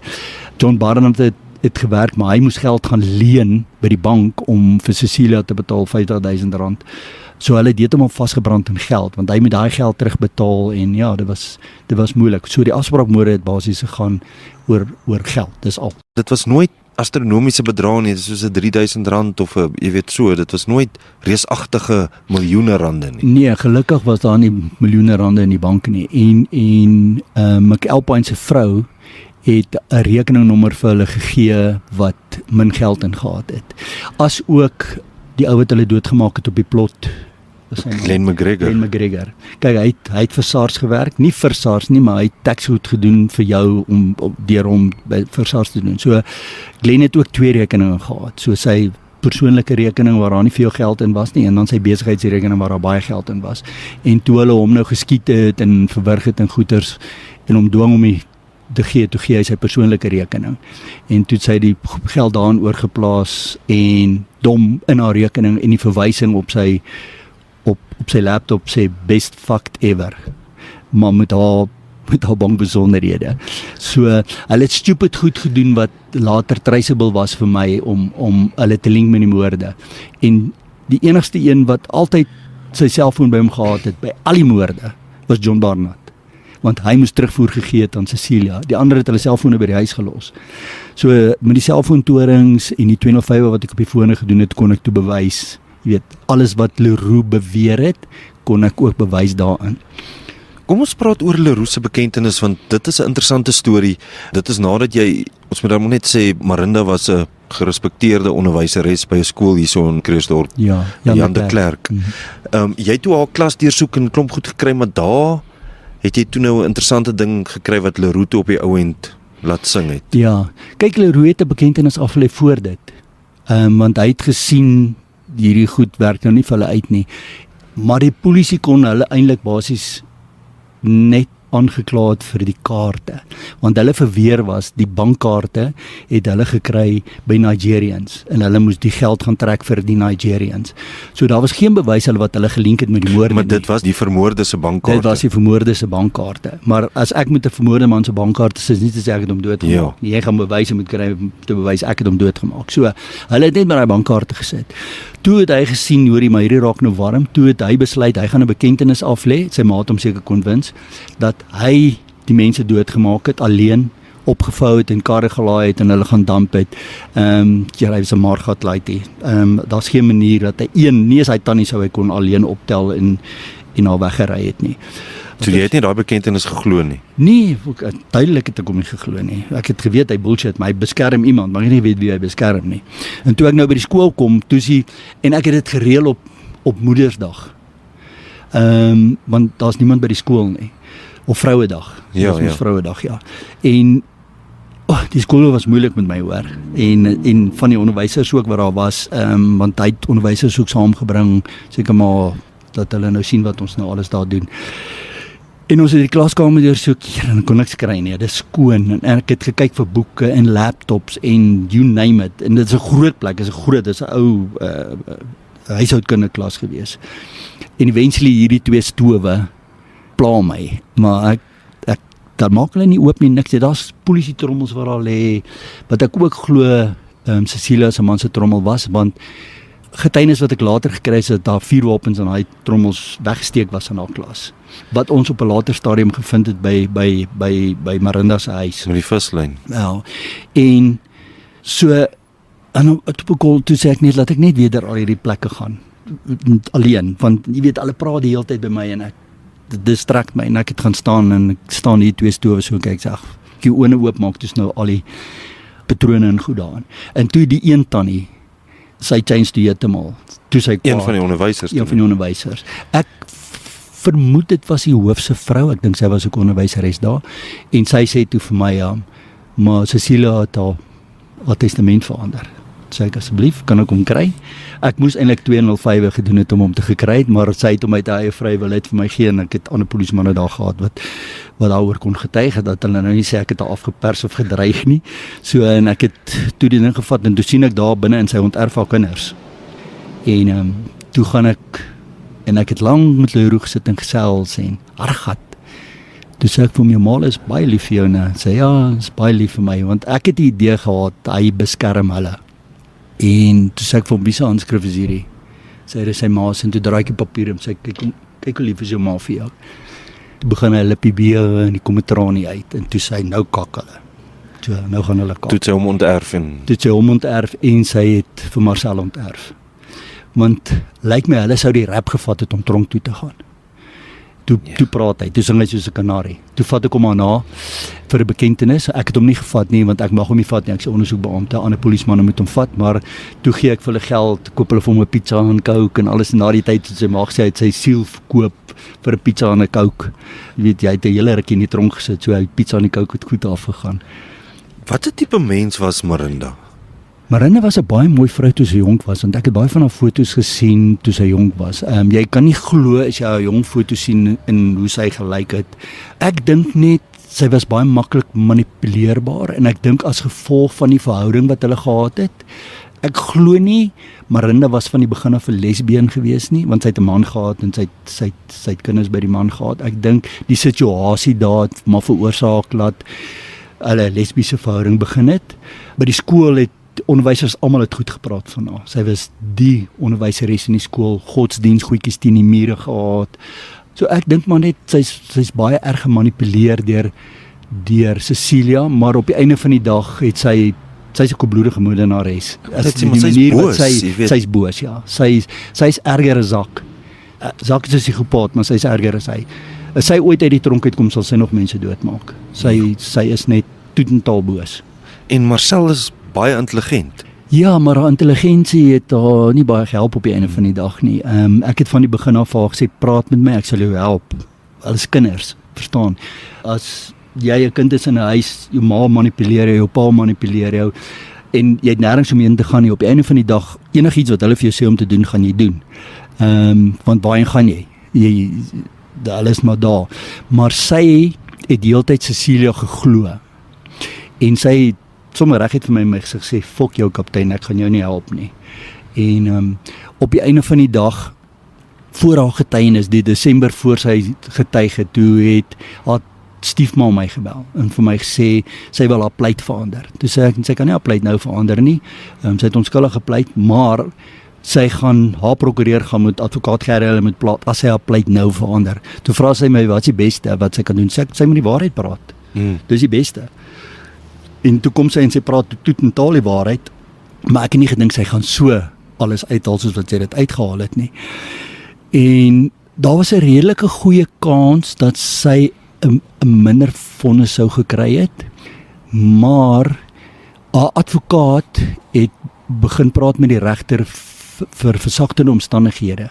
En op die einde van die dag het sy haar advokaat in die hof aangevat omdat sy verkeerde goed sê. So dit was binne in die hof en ek dink toe die regter gesien hoor hierdie is nie kind nie, want sy die kindkaart probeer speel en dit het aan haar gesig geboomerang, want toe sy begin om 'n advokaat aan te vat in die hof toe self in die voet geskiet. Maar sy was eintlik maar klipharrig tot Tog nee, klipharrig gehad. Al die pad. Ek het elke dag vir haar water gevat in die hof. Met 'n blye kind. Jy weet, baie van die families was ook nie lekker met my gewees nie. Onthou, hulle kom van die tronk af. Hulle het nie water en kos en goeders nie. Hulle sit die hele dag by die Hooggeregshof. Die tronk stuur nie vir hulle kos saam nie. So ek het maar kos bestel in die dag vir hulle en dan met etenstyd is al gebreek is, dan het hulle geëet. Want hulle bly mense. Ek veroordeel wat hulle gedoen het, maar ek veroordeel hulle nie as mens nie. So, want jy moet nog steeds menswaardig wees teenoor hulle, ongeag wat hulle gedoen het. Maar ek het met almal wat getuig het, hulle het in die begin langs mekaar gesit. Cecilia het in die middel sit en Marcel en Zak. Maar elke dag het Marcel verder geskuif. Sy het naderhand in die hoekie hier gesit en hulle twee het hier gesit. En op die einde van die dag, toe sy hier gesit, Cecilia in die middel en Zak daar, toe sit hulle nie eens al drie van hulle by mekaar nie. Toe het hulle gesien. En dis hartseer wat gebeur het. Ek dink persoonlik moes dit maar kyk, hulle is almal die doodstraf gekry het prior 94. Maar ek dink die ma is doodstraf gekry het vir dit wat sy na kinders gedoen het. Nie die moorde wat sy gepleeg het nie, net vir dit wat sy na kinders se hele lewe verwoes. Weet jy's 'n kind, jy skryf matriek en next moment sit jy in die tronk vir die res van jou lewe. Die kans is goed dat Marcel miskien oor 30 jaar kan aansoek doen vir parol. En ons weet nie oor 30 jaar hoe gaan hierdie land se situasie wees nie, en dis moontlik dat sy parol kan kry. Maar jy weet, dan sy 50 jaar oud, in haar 50's. Jy gaan nie aanpas in die samelewing nie, jy is eintlik gebogger. Jou beste plek waar jy dan maar moet wees is in die tronk, want dis al wat jy ken, skool en tronk. So om dan in die samelewing aan te pas, vir Zak en Marinda en Cecilia, hulle moet maar in die tronk vrot, hulle moet nooit weer die tronk uitkom nie. Julle het regsgeskiedenis gemaak toe julle 'n rampokker sertifikaat kry, sodat Cecilia, omdat sy nooit op 'n moordtoneel self teenwoordig was nie. Verduidelik net vir ons daai rampokker ding en hoe dit gewerk het en hoekom dit so belangrik was. Ja, dis eerste saak in ons land se geskiedenis waar moordenaars aangekla word vir rampokkery. So is 'n uitgewyste saak en ek is nogal trots dat ek deel is daarvan. So wat gebeur is met rampokkery, jou maffiabaas gee opdragte en almal onder hom voer die opdragte uit. Hy pleeg nie die misdrywe nie, hy dreig nie die mense nie, hy is die kingpin. So, maar hy deel dit ook so uit dat dit nie na hom kan toe terugkom nie. So in die enigste manier wat ons Cecilia kon skuldig kry op hierdie goed, as ons haar aankla vir rampokkery, want sy het die opdragte gegee, sy het die instruksies gegee. Al die getuienis wat ons gehad het, het gelei dat sy is die kingpin, sy is die baas. En toe het ons haar aangekla vir rampokkery en die regter het dit aanvaar en daar was baie in die begin was daar baie hoorsê getuies wat die advokate oorgekla het en gesê het, maar dis hoorsê en goed, en gelukkig die regter het gesê hy sal op die einde van die verhoor 'n beslissing maak oor die hoorsê getuies. Hy het dit nie van die begin af verwerp nie. En dit is ook wat ons baie gehelp het, want dis nie enige regter wat dit doen nie. Daar's baie landroste en goeters, as jy hoorsê getuig, dan sê hy sommer vir jou dadelik dis hoorsê. Jy kan nie daar getuig nie. En dit was lekker in hierdie geval, want die hoorsê getuies wat in die begin getuig is laterand gestaaf deur die ander mense wat kom getuig het oor die hoorsê getuienis. So dit is ook 'n goeie ding wat op die einde van die dag gebeur het. Kyk, ek dink, jy weet, Electus Betheuwens is chosen by God. En ek sê altyd, ons is Electus Betheuwens. Ek, advokaat Gerry, advokaat Paul en die regter. Die Here het ons gekies om daai saak te doen. Ek het al baie sake gedoen by die Hooggeregshof deur ander advokate en goeters wat bevoeg is, maar advokaat Gerrie is spesiaal. Hy's regtig, hy's 'n spesiale advokaat en die regter, ek was in die begin skepties geweest, maar jy weet hy het hartprobleme ontwikkel as gevolg van hierdie saak homself. Ja. Hy was so siek geweest, hy wou nie uitspraak kom gee nie, maar hy het net gesê hy moet kom. Hy vandag gaan hy met die uitspraak kom gee. Baie van ons het siek geword in hierdie saak. Advokaat Paul in die oggende voor ons hof toe gegaan het hy vir ons gebid en alles. En dan was dinge oukei in die hof, maar die kere wat ek moes gaan vuurwapens haal en goed haal wat ek nie saam met hom was nie, en hulle kry my by die Hooggeregshof. Daai dag was dit die mekaar, hoor. Jy weet, mense glo nie aan die duiwel nie. Maar tot die Here sê in die Bybel, hy is almagtig, maar die duiwel is magtig. So daai demoniese, jy weet, jy sal in die hof kom en dan voel jy daai demoniese gemors wat in die lug is, jy voel dit aan. En met die kere wat daar vir ons gebid is en al daai goed is, was dit rustig in die hof gewees. Dit was eintlik baie nice gewees. En ook die regter was 'n groot Christen. Wat 'n tipe mens was Cecilia? Het nou gesê sy is hoogs intelligent. Vir my is dit amper onmoontlik om logies uit te redeneer hoe iemand so gemanipuleer kan word soos Zak Valentine en Marinda en Marcella Louke. Hulle was nou kinders en so aan, maar hoe het sy dit reg gekry? Onthou, jy begin as jy mense begin manipuleer op enige vlak, moet jy begin deur jou taal, die goed wat jy oor praat die hele tyd, en daarna moet jy fisiese bewyse vir mense begin gee. En jy moet daai bewyse vir mense begin gee wat waar is. So sy het op die einde van die dag het sy begin praat oor die satanistiese sy en oor die kindertjies wat mishandel word en goed. En toe het sy begin om flieks vir hulle te wys, gewone moordfliekse en daai goeters om daarin te gaan. En op die einde van die dag toe het sy gegaan na mense wat regtig mense doodgemaak het, wat bad is. Charles Manson en al daai goed, en sy het al daai moorde vir hulle begin wys. En onthou, almal sê hierdie was satanisties georiënteerd. Dit was nie satanisties georiënteerd nie, dit was Bybels georiënteerd. Sy het die Bybel gebruik saam met hierdie bad flieks en alles om daai mense te sê, maar hierdie mense is sleg. En die Here het in die Bybel vir Dawid opdrag gegee om hierdie mense dood te maak en om daai mense dood te maak. So dis regverdig dat jy nou waar jy nou is om hierdie kinders te beskerm wat heeltemal onskuldig is, hierdie mense te gaan doodmaak. Onthou, volgens hulle het Natasha 'n gebed gebid, en as gevolg van daai gebed wat sy gebid het, is haar 'n klomp kinders dood in Amerika. Ek weet nie waar sy hierdie bewyse gekry, of sy dit self opgestel het, of daar regtig iets gebeur het somewhere in Amerika en sy het dit opgetel, en dit het hulle so en onthou, sy het hulle ook weggeneem van die omgewing af. Die kinders mag skool toe gegaan het, maar hulle mag nie maatjies na skool gehad het nie. Van die skool af moet hulle direk huis toe gekom het. Marina moes direk van die werk af huis toe gekom het. Zak moes direk van sy werk af huis toe gekom het. Hulle was die heeltyd, as hulle klaar gewerk het, was hulle heeltyd in haar teenwoordigheid tot watter tyd in die aand. En so het sy hulle gemanipuleer en hulle weghou van families af. Ria is vervreemd van alle kinders af. Tot vandag toe is sy vervreemd van alle kinders af. Want haar kinders wou uitreik na haar toe en sy wou nie. Sy wou Cecilia heeltyd beskerming goeders en sy het nie geluister na enige raad wat enigiemand vir haar gegee het nie. So op die einde het sy daai mense so in 'n kokon ingebring dat enigiets wat sy sê het hulle geglo.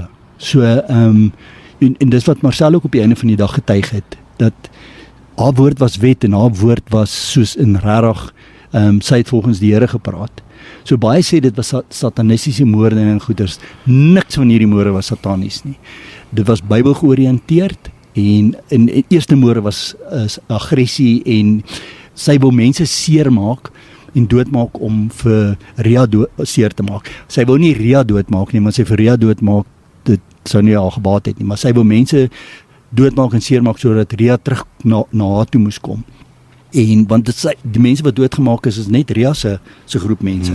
Behalwe nou Zak se vrou, sy is doodgemaak omrede sy nie meer deel van hulle wou wees nie.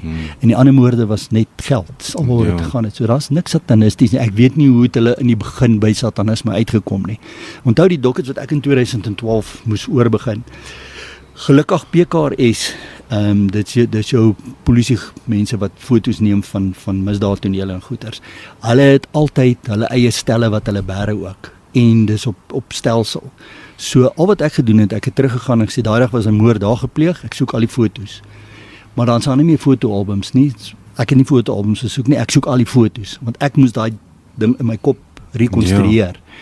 En van al die foto's van al die moorde is daar niks wat vir my wys. Ek het satanisme ondersoek. Ek het polisman wat 'n ander polisman doodgemaak en geoffer het vir die duiwel, het ek geondersoek in 1990 en 1 jaar, 1 maand en 1 dag later toe pleeg daai polisman selfmoord wat weird is en my masnommer was 111 van 12 1991 toe. So dis weird. So ek ken satanisme, satanismiese rituele en moorde want daar is baie dinge in daai moord wat vir jou sê hierdie is 'n satanistiese moord. Maar 2012 hoe kolonel De Jager daarby uitgekom het, sal net hy weet.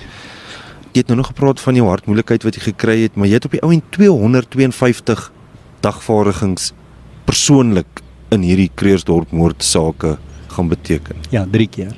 Die saak was 3 keer uitgestel en elke keer het ek 252 sepoenes gaan dien. Ja. Ek was siek geweest, die laaste keer was dis toe my hart vergroot was en alles. Ek was afgeboek, ek het in die kar geklim, huis toe gery, sieknote opgeskeer, gery en gedien. Van mense wat baie ver was, het ek gevra hulle moet vir my e-mails en goed adresse gee, so daar's mense wat daarom my daar samewerking gee, maar die meeste mense wat jy moet gaan dien, moet jy op hulle dien. Want as hy by die hof kom en hy het nie opgedaag nie en hy sê die ding was nie op hom gedien nie, jy kan maar bewys jy het 'n e-mail gestuur, die hof gaan net sê sorry polisman, jy het opgeslip. Ek net op terugkeer na Cecilia toe, net kortliks 2 jaar ondervra het en so aan, hoe was sy?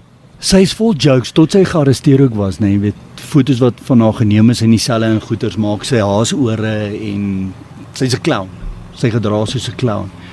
Ek het die volgende oggend toe ek hulle laat kom en ek het hulle verklaring so goed geneem. Sy het daar aangekom met so 'n groot suurstof ding en ek het al begin ondervra, toe ek gesien sy gaan geen samewerking gee nie, sy het toegeslaan. Begin so maak ek, sy kry nie asem nie en Werner was daar gewees. Toe sê ek vir sy met die suurstof ding vir haar aangee en goeters. Vir Cecilia dat sy nou kan asemhaal. Ja, dat sy nou kan asemhaal. Al was iemand anders te langs my gewees en die persoon skop my toe by my voet en ek kyk en sy wys met haar oë so en ek kyk so af. Toe was die suurstof tank se pypie nooit op die tank gekoppel nie. En skielik kan sy nice asemhaal. Toe sê dit vir my oor hierdie vrou bullshit. Kere wat sy hof toe ook gegaan het, sy loop heeldag met daai suurstoftank, tot ek reguit vir haar gesê, Dorie, so, jy kan nie almal die hele tyd bullshit nie, vergeet hom maar van jou fucking tankie, en los hom nou by die huis, want jy gee net vir jouself moeite, want niemand help jou dra nie, en toe was die tankie nooit weer in die howe gewees nie. Wat gebeur het, ek het toe alreeds die 2012 moorde se foto's gehad. As mense gewelddadig doodgemaak word, gebeur het baie keer dat, ek kan weet nie om dit te stel nie, dat 'n vrou sal ovuleer of wat, 'n afskeiding het, en dit was duidelik op die foto's gewees, en al wat ek gedoen het, ek het net vir haar gesê, Zak het seks gehad met sy vrou voor hy haar doodgemaak het, en ek het bewyse daarvan, toe het sy geflip, heeltemal geflip, en sy het amper 'n ander mens geword, soos wat sy my toe aanval, en op daai stadium was Werner uit, want sy het vir Marinda gaan haal, en hulle het buite gesit, en toe kom Werner aan om vir my te sê, Marinda sit buite, en toe Werner inkom, toe change sy so, toe sy weer kalm, maar sy het 'n ding in haar wat bad is. Ek het hom kort gesien, maar sy het iets in haar wat nie normaal is nie. En deesdae, wat doen hulle in die tronk? Daar stories dat Cecilia, ek dink dit was in die koerante gewees, met daai moordenaar van Pofadder 'n verhouding het, en dat sy nou half die tronk se hoofmeisie is.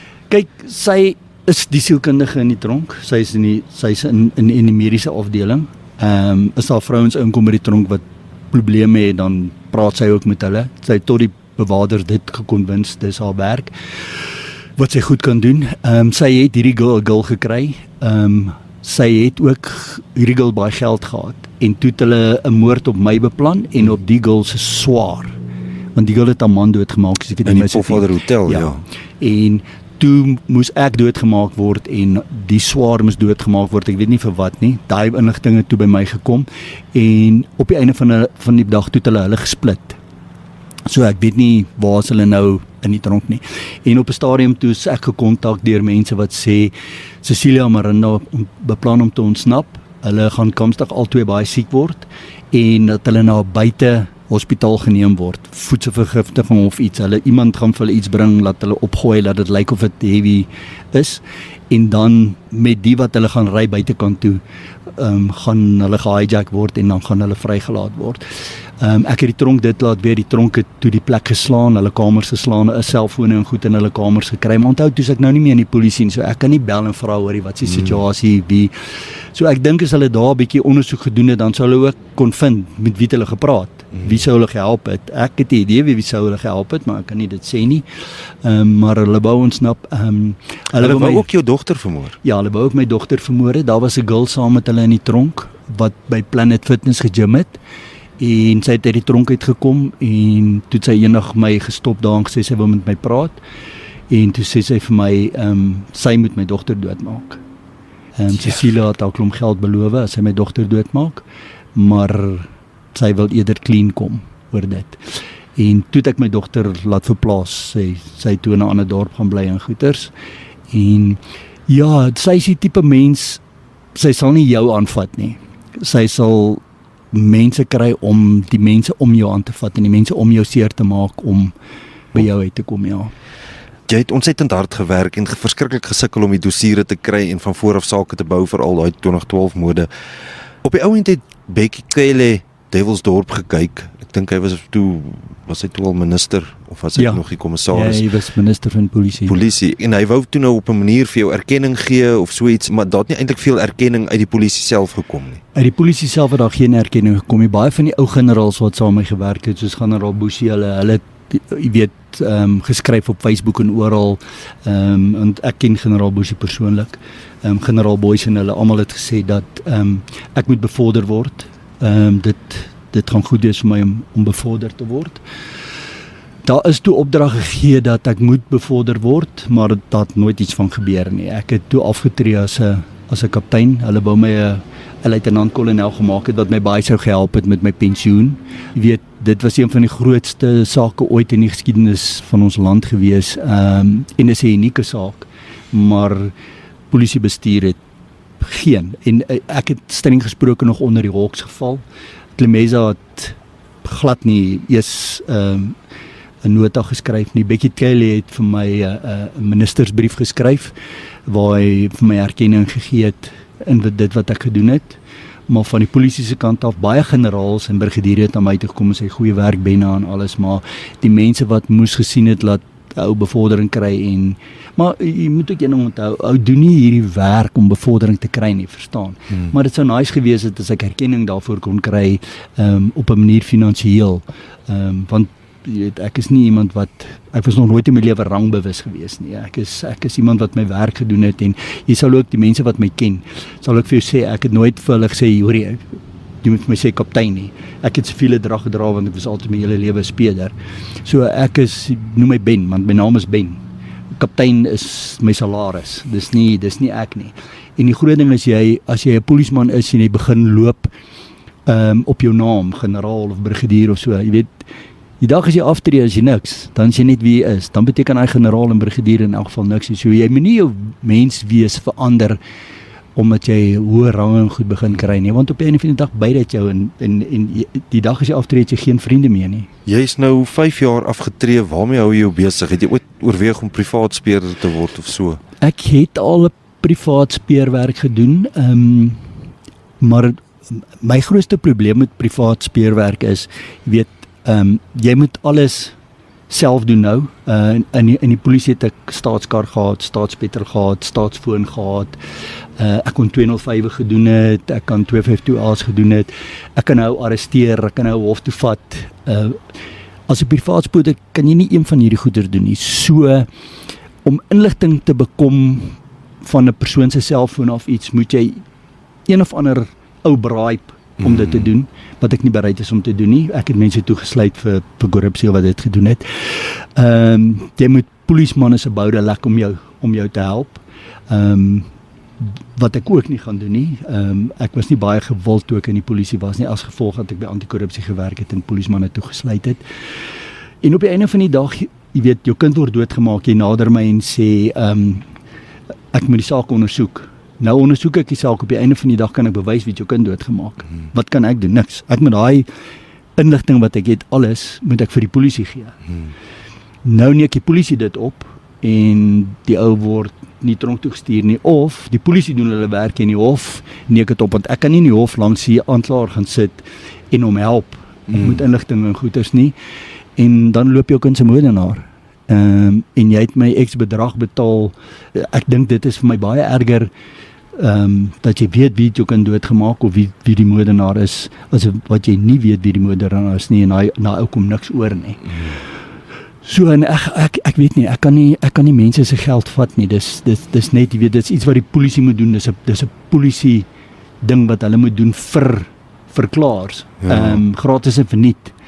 Nou doen die polisie niks en die howe doen niks, en nou word privaat mense betaal. Okay, almal van hulle meeste van hulle is ex-polismanne en goeters, maar wat kan jy eintlik vir 'n ou doen?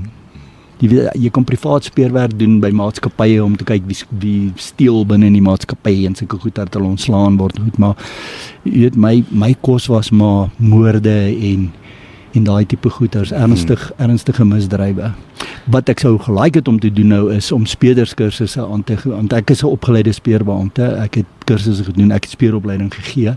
Ek sou gelaik het om nou speurderpolismanne op te lei om goeie speurders te wees. Maar die staat sal dit ook seker op 'n van die dag nie toelaat nie. Hulle het maar hulle eie manier wat hulle die goeders doen, en is baie afgewater vandag. Dis nie soos ons in die 80's, jy weet, 15 weke speurders, en ek dink die goed is nou 3 weke of 4 weke, dis baie afgewater. Ja, ek weet nie of die regering regtig wil hê die polismanne moet bevoeg wees nie. Ek het net so 'n gevoel in my dat elke jaar word dit net slegter en slegter en slegter in die polisie.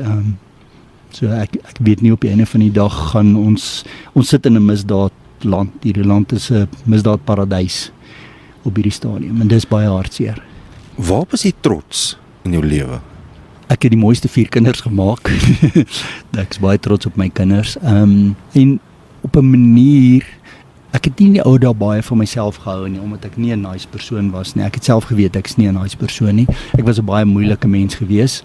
Maar ek dink, weet, ek het net standaard 8 op skool gemaak. Ek is standaard 9 uit die skool uit. En ek dink wat ek bereik het met 'n standaard 8 sertifikaat, wat mense in die polisie is wat grade het en al daai wysheid het, wat hulle nie kon bereik nie. Jy weet, dit het my trots gemaak om en ek sien nog al die jare jou beste polismanne nog al die jare is ouens wat amper nie 'n skool klaar gemaak het nie, wat voor die tyd gewaai het. Generaal Bush ook, hy was ook vroeg uit die skool uit, want dis wat ons wou gewees het. Maar ek dink vir die mens wat ek nou is, ek is redelik trots op hom. En ek is trots dat daar 'n boek oor my geskryf is, en van een van my ondersoeke, ek het baie goeie ondersoeke gedoen, maar ek het altyd die ouens van die pers gesê, julle sit nie my naam in die koerant nie, want ek wou nie 'n koerantspeurder word nie. Jy benadeel jouself, want jy kan een misdryf oplos en 'n ander een kan jy nie oplos nie, en dis sleg. So ek wou nooit 'n koerantspeurder gewees het nie. Ongelukkig het Devilsdorp my 'n koerantspeurder gemaak, net voor ek afgetree het. Maar ek is trots oor wat ek gedoen het in die polisie. Trots dat ek mense kon help, jy weet, as ek vat die Kreersdorp moorde se families, net daai in die hof wat hulle opgestaan het en vir my hande geklap het na die tyd, en die erkenning gegee het, en die verligting op hulle gesigte gesien het vir al die 2012 moorde, dat die moordenaar tronk toe gegaan het. Dit is my betaling, en ek is trots daarop. En ek was nog nooit in my lewe in 'n hof gediskrediteer nie, nog nooit. Ek doen alles volgens die boek en ek lei ook nie getuies op nie. Jy vat jou verklaring en jy lees om en jy getuig oor wat dit is en as jy opneek is dit jou saak. So ek het nooit mense gemanipuleer om te getuig om onskuldige mense tronk toe te stuur of skuldige mense tronk toe te stuur, al het ek nie bewyse daarvan gehad nie. So ek is trots oor hoe ek my polisieloopbaan gedoen het. Is daar iets waaroor jy spyt is? Ja, ek is spyt dat ek nie verder geleer het nie. So, maar jy weet, in die ou dae, as jy 'n sersant of tot adjudant vlak gekom het, dan het jy nie regtig meer buite gewerk nie. Dit was dan begin jy kantoorgebonde geraak het. En as jy offisier is, was jy maar basies in 'n kantoor, is min offisiere wat buite gewerk het. So ek het altyd gesê as ek klerk wou gewees het, dan het ek by die bank gaan werk. So ek het gelike wat ek gedoen het as 'n konstabel en 'n sersant. Ek sou my hele lewe 'n sersant wou gewees het as hulle my generaal se salaris betaal het, verstaan? Want dis maar eintlik alwaar dit gaan, maar hoe hoër jou rang is, hoe minder kom jy op die vlak waar jy wil wees, dit wat jy wil doen. En ek het ondersoek gelike. Weet toe ek offisier geword is ek baie uitgetrap omdat ek nie meetings so goed bywoon nie. Het meetings goed vir my, want dis een van die ewels in die polisie is meetings. Hulle sit elke dag vir ure lank in meetings en daar gebeur niks nie. Provinsiale meetings, speerders meetings, stasiebevelvoerder meetings. Elke oggend sit jy in 'n stasiebevelvoerder meeting tot 10:30. Dan kan jy eens uitgaan as offisier om by jou mense uit te kom, by jou mense se werk uit te kom. Daai is vir my heeltemal verkeerd. Die struktuur hoe ons werk in die polisie en wat hulle verwag offisiere moet doen is simpel, dit werk nie. So dis hoekom ek sou my hele lewe as sersant of alhoog gebly het. Net om 'n polisieman te wees. Wat verveel jou of wat is vir jou oninteressant? Ja, oninteressant. Ek hou nie van flieks en goeters wat onrealisties is nie. So ek sal glad nie hierdie special effect fliekte en goeters kyk en daai goed wat ek hou van realistiese goed in die lewe. Ek hou van sport.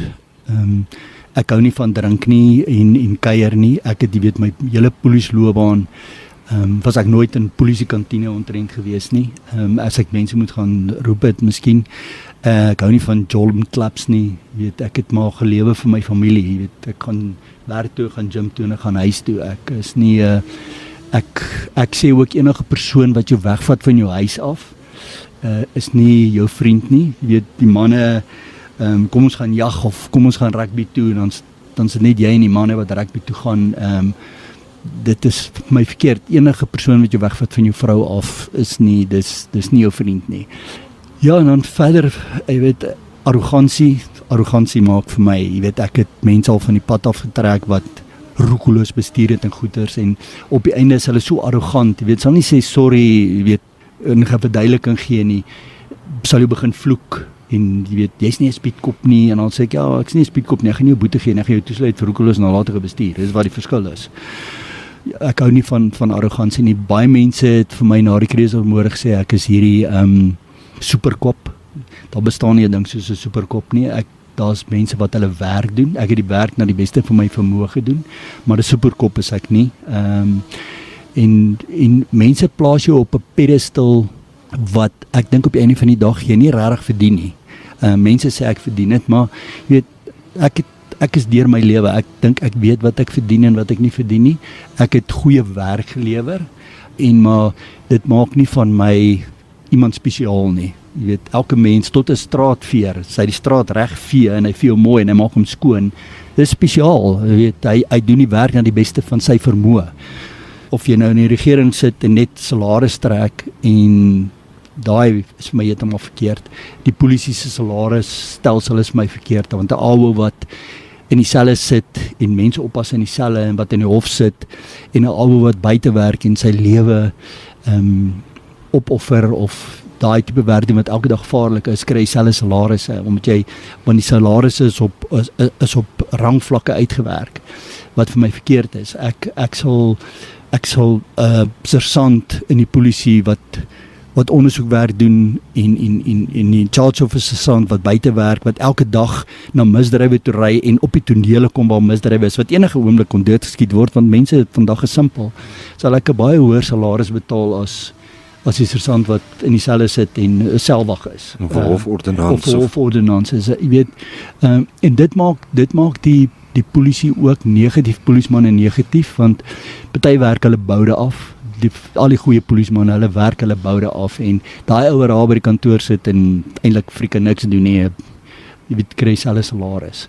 Dis vir my verkeerd. En ek dink ook, okay, ranggewys kry die generale nou baie geld, maar as jy nou dink, wat doen hy generaal? Hy lees briefies en hy teken briefies en hy maak besluite. Maar wat se polisiewerk doen hy? Vandag is daar, weet nie, die ou dae dink ek daar was 13 generale in my tyd, prior 94, in die polisie gewees. Vandag is hulle miskien oor die 500. Jy weet, elke stasiebevelvoerders wat in die ou dae adjudante en luitenante en kapteine was, is nou vol kolonelle en brigadiere, en daar's elke area distrik is daar generaal. Maar wat se polisiewerk doen hy? Hy kry baie geld om briefies te teken en besluite te neem. En die polisman op die grond wat sy boude afwerk, hy kry maar nog steeds, ek sal nie sê 'n slegte salaris nie, maar ek dink hulle kan beter na polisman op die grondvlak kyk. Ben Booysen, baie dankie dat ons vandag so lank hier by jou in jou tuin kon gesels in 'n warm Kreersdorp. Baie dankie vir die tyd wat jy afgestaan het. Baie dankie, ek waardeer dit. Elke Dinsdag gesels ek met nuusmakers, planmakers, bekendes en berigtes. Laat weet ons wat jy dink in die kommentaarveld onderaan hierdie pot gooi, of stuur 'n e-pos aan info@rsg.co.za. Onthou om die follow knop hierbo te druk en kom gesels elke Dinsdag, land en sand.